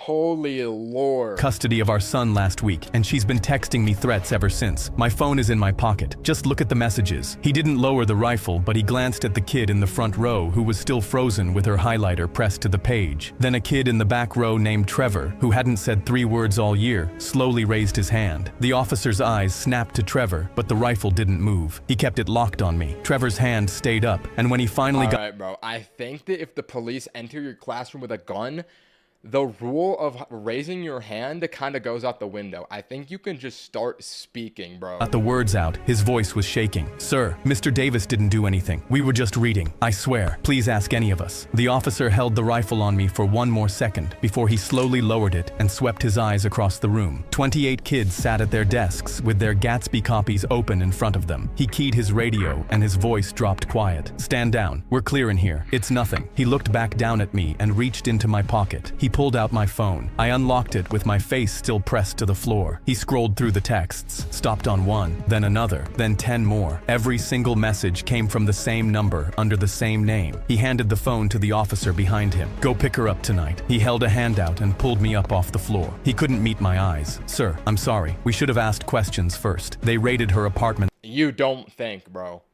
You don't think you should have asked questions before running in there with guns? That night. She was in cuffs by midnight. She'd told me once I'd never see the inside of a classroom again. I taught 3rd period the next morning while she sat in a cell waiting on 5 years. Okay. This is one of his story shorts he makes once in a blue moon, where it's just such an over-the-top, insane story. It's so entertaining. I love these ones the most. This is going to be the 5th S+ tier. That was out of pocket and insane. Holy. Let's go to the next one. I was 7 when my dad got ready to leave me and my mom. I'll be home soon. I'm going to find us diamonds, and we'll be rich forever. I grabbed his hand. I don't want diamonds. I want you. He laughed. You'll understand when you're older, son. He kissed my mom and walked toward the road, and neither of us knew if we were ever going to see him again. For the first few years, my dad sent letters from everywhere he went. The first one was from Africa, with a photo drawn of him waist deep in a red pit, grinning, along with a note promising that the next dig would be the one where he found diamonds. The next came from Spain, then France, then Italy. Every single one promised he'd be home soon. My mom set his place at dinner every night anyway, watching the road through the window while his food went cold. I worked the field so she wouldn't have to, and when years went by with no word from him, I sold the farm to a quiet man. Me and my mom did our best to move on, and we thought we'd never hear about him again. But 10 years later, I was reading an article in the newspaper that said the farmer we'd sold the farm to had pulled the biggest diamond in the country out of the river. The quiet man who bought it is a billionaire now. My dad had traveled the world to find what he'd had all along, and the whole time, diamonds lay right under his feet. Bro, that's just a sad story. What? Bro, usually there's some, like, plot where it comes around at the end. That is just an unfortunate situation. Bro, F tier. What? Let's go to the next one. I was in prison playing cards when an 18-year-old kid walked through the door with a big smile on his face. Anybody So Chester's in prison now. All right, nice to see. here see me on the news? Nobody answered. He leaned against the wall with his arms crossed. 3 kids killed in a school shooting. That was me. He said it What? the way someone might say they won a trophy. I watched every face in the room go cold because prison. Yo, they gotta kill that kid. They gotta kill that kid. They got to kill Chester. Also, what is a kid doing in prison? Wouldn't he go to juvie? I don't even know, bro. Has its own rules, and he had already broken one. You do not celebrate hurting innocent people. I put my cards down and smirked because things were about to get interesting. The next morning, he carried his food tray to the nearest table and sat down. Mind if I join you? Every man stood up without a word and moved to a different table. That evening, 4 men blocked him in the hallway when he was walking back from the showers. He tried to swing first, but it didn't go well for him. He spent 2 weeks in the medical wing. When he came back, he kept his eyes down and walked close to the walls, but it did not help because there was nowhere to hide in a place like this. A lot of the guys started using him as a punching bag, but some This is a kid, bro. This is a kid. I was joking. Why are these grown men beating this kid up, bro? took it even further and made him a walking toilet. He was to be available whenever and wherever for whatever we wanted. He went to the guards and filed a complaint, but nobody had seen anything, and nobody ever would. That's when he realized no one was going to save him. He started sleeping with one eye open and flinching every time someone walked past his bunk. 2 years later, we were playing cards again when we heard the guards had caught him trying to climb over the outer fence with a rope he made from his bed sheets. They transferred him to a higher security prison where the men are even less forgiving. I laughed. Good. I was in prison. Wow, okay. That was not how I thought that was going to play out. When I say these kids have got to die, I mean it in an exaggerated sense. I did not think that these prison inmates were going to beat up Chester. Although, it is kind of satisfying to see him actually get beat up for once, so I'm going to give this one an S tier. Thank you for donating $2 to say cheese 4 times. All right, let's go to the next one. I saw a wasp climbing on my girlfriend's calf and immediately hit it with my sandal. Cynthia stood from the couch. Babe, why the hell did you just hit me? I scratched my head to think of a lie because she was deathly allergic to wasps. Why is the first thing you go to lying? If you said there was a wasp, I think she would believe you, bro. And I didn't want to scare her. There was a fly on your leg. She turned to me. So what? It doesn't mean you have to hit me. Before I could respond, Like, just lying to not scare her is putting her life in danger. Like, if she knew there was a wasp, she'd probably run out of the house, bro. Boyfriend, holy. I saw another wasp climbing on her arm and smacked it again. Where were they all coming from? Cynthia smacked my hands off and sprung up from the couch. What is wrong with you? She started to walk to her room and turned around to say, I think you should leave. But when I turned around to face her, I saw Cynthia's face go completely pale, and she was pointing at the door. What is that? I peered over and saw that resting by the door was a wasp nest the size of a basketball, gray and breathing, already swarming with wasps that were coming in underneath underneath the doorframe. Cynthia screamed, "Ah!" and the entire nest of wasps all turned to face her. I knew I had to do something, or she'd be toast. Without thinking, I grabbed her arm and shoved her out the door. "Go!" As soon as she walked out, I grabbed the nest and threw it into the center of the living room and locked. Bro, why you to throw it outside of the house? What are you doing? The door shut with me inside it, so they wouldn't chase her. Is he gonna 1v1 an entire colony of wasps right now? Like, what is his plan? Down the street, the wasps started covering me, and she hit the window with both fists. "Open the door, babe." I shook my head. A sting would just hurt me, but one would kill her, so I wasn't opening anything. I saw a wasp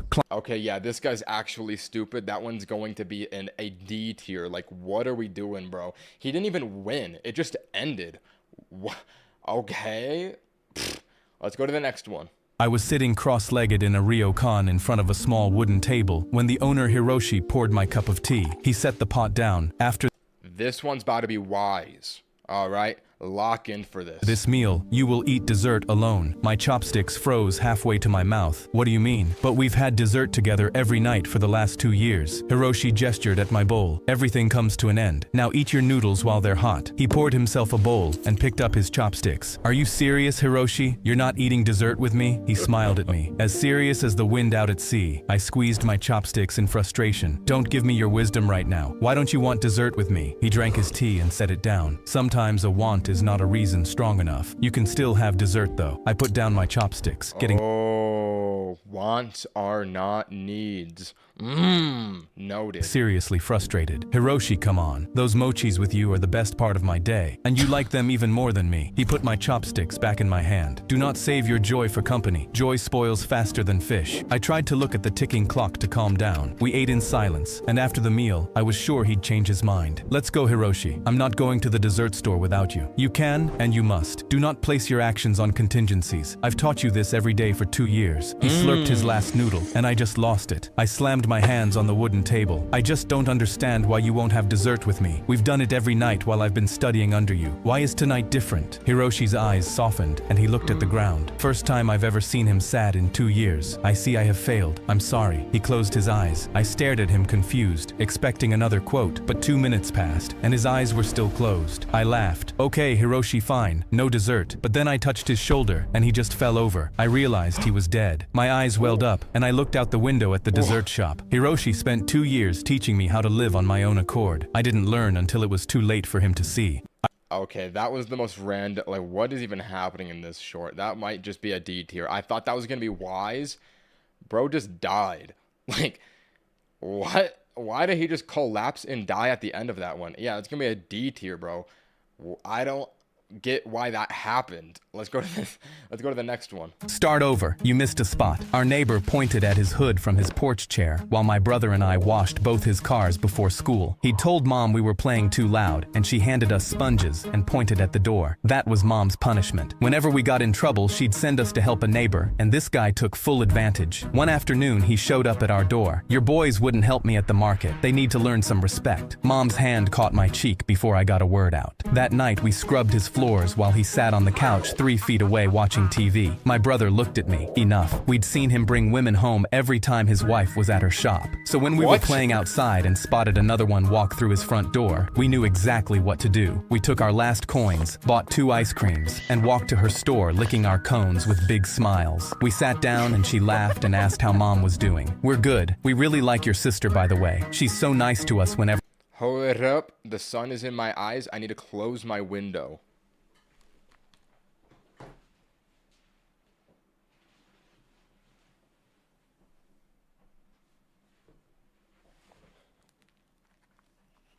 All right. She visits. She stopped laughing. I don't have a sister. I tilted my head. The pretty auntie, she's at your house right now. She didn't even close her store, just sprinted out the door. By the time we walked home, bags and shoes were already flying through his front door while the whole block watched. He chased a pair of pants across the yard and she threw a shoe at his head. Those cars you make these boys wash every week? Mine. Everything here is mine. You don't own a thing. Boys, come help me throw the rest out. We tossed his shirts and carried his bags with the biggest smiles on our faces until every last sock hit the dirt. Mom never stopped loaning us out, but we never washed his cars again. After that night, he didn't even have a roof over his head. Okay, so this is just a story about a chud. Okay, bro. Another one, a C tier. I've seen better his story. I've seen better. Let's go to the next one. I was playing with my pet snake when my Yo, I would not be safe having that thing, that beast in my house as a pet. Brother, you're crazy. I was playing with my pet snake when my friend leaned over and stared at it with narrow eyes. Is it true that anacondas can choke people out? I told him yes, and he instantly leaned back in his chair and put his arms over his head. I don't think it could choke me out. I laughed, but Wesley immediately sat up. I'm serious. Let your anaconda try choke me. If it succeeds, I'll give you $200. If not, you give me the 200. Deal? Why is this kid gambling on his life right now? Like, what are we doing, kid? That snake is going to kill you. Thought about whether I wanted to risk my friend's life for $200. Then I shook his hand. Deal. I carefully placed Piper around his neck. Wesley smirked. You have to be pretty weak for something with no arms to choke you out, and I've been hitting the gym. This anaconda won't do a thing to me. Piper settled around his trachea, and I told Wesley. You've been hitting the gym. You think that's gonna save you, bro? Tap out once it gets too much, but he waved. Have you been training your, like, neck?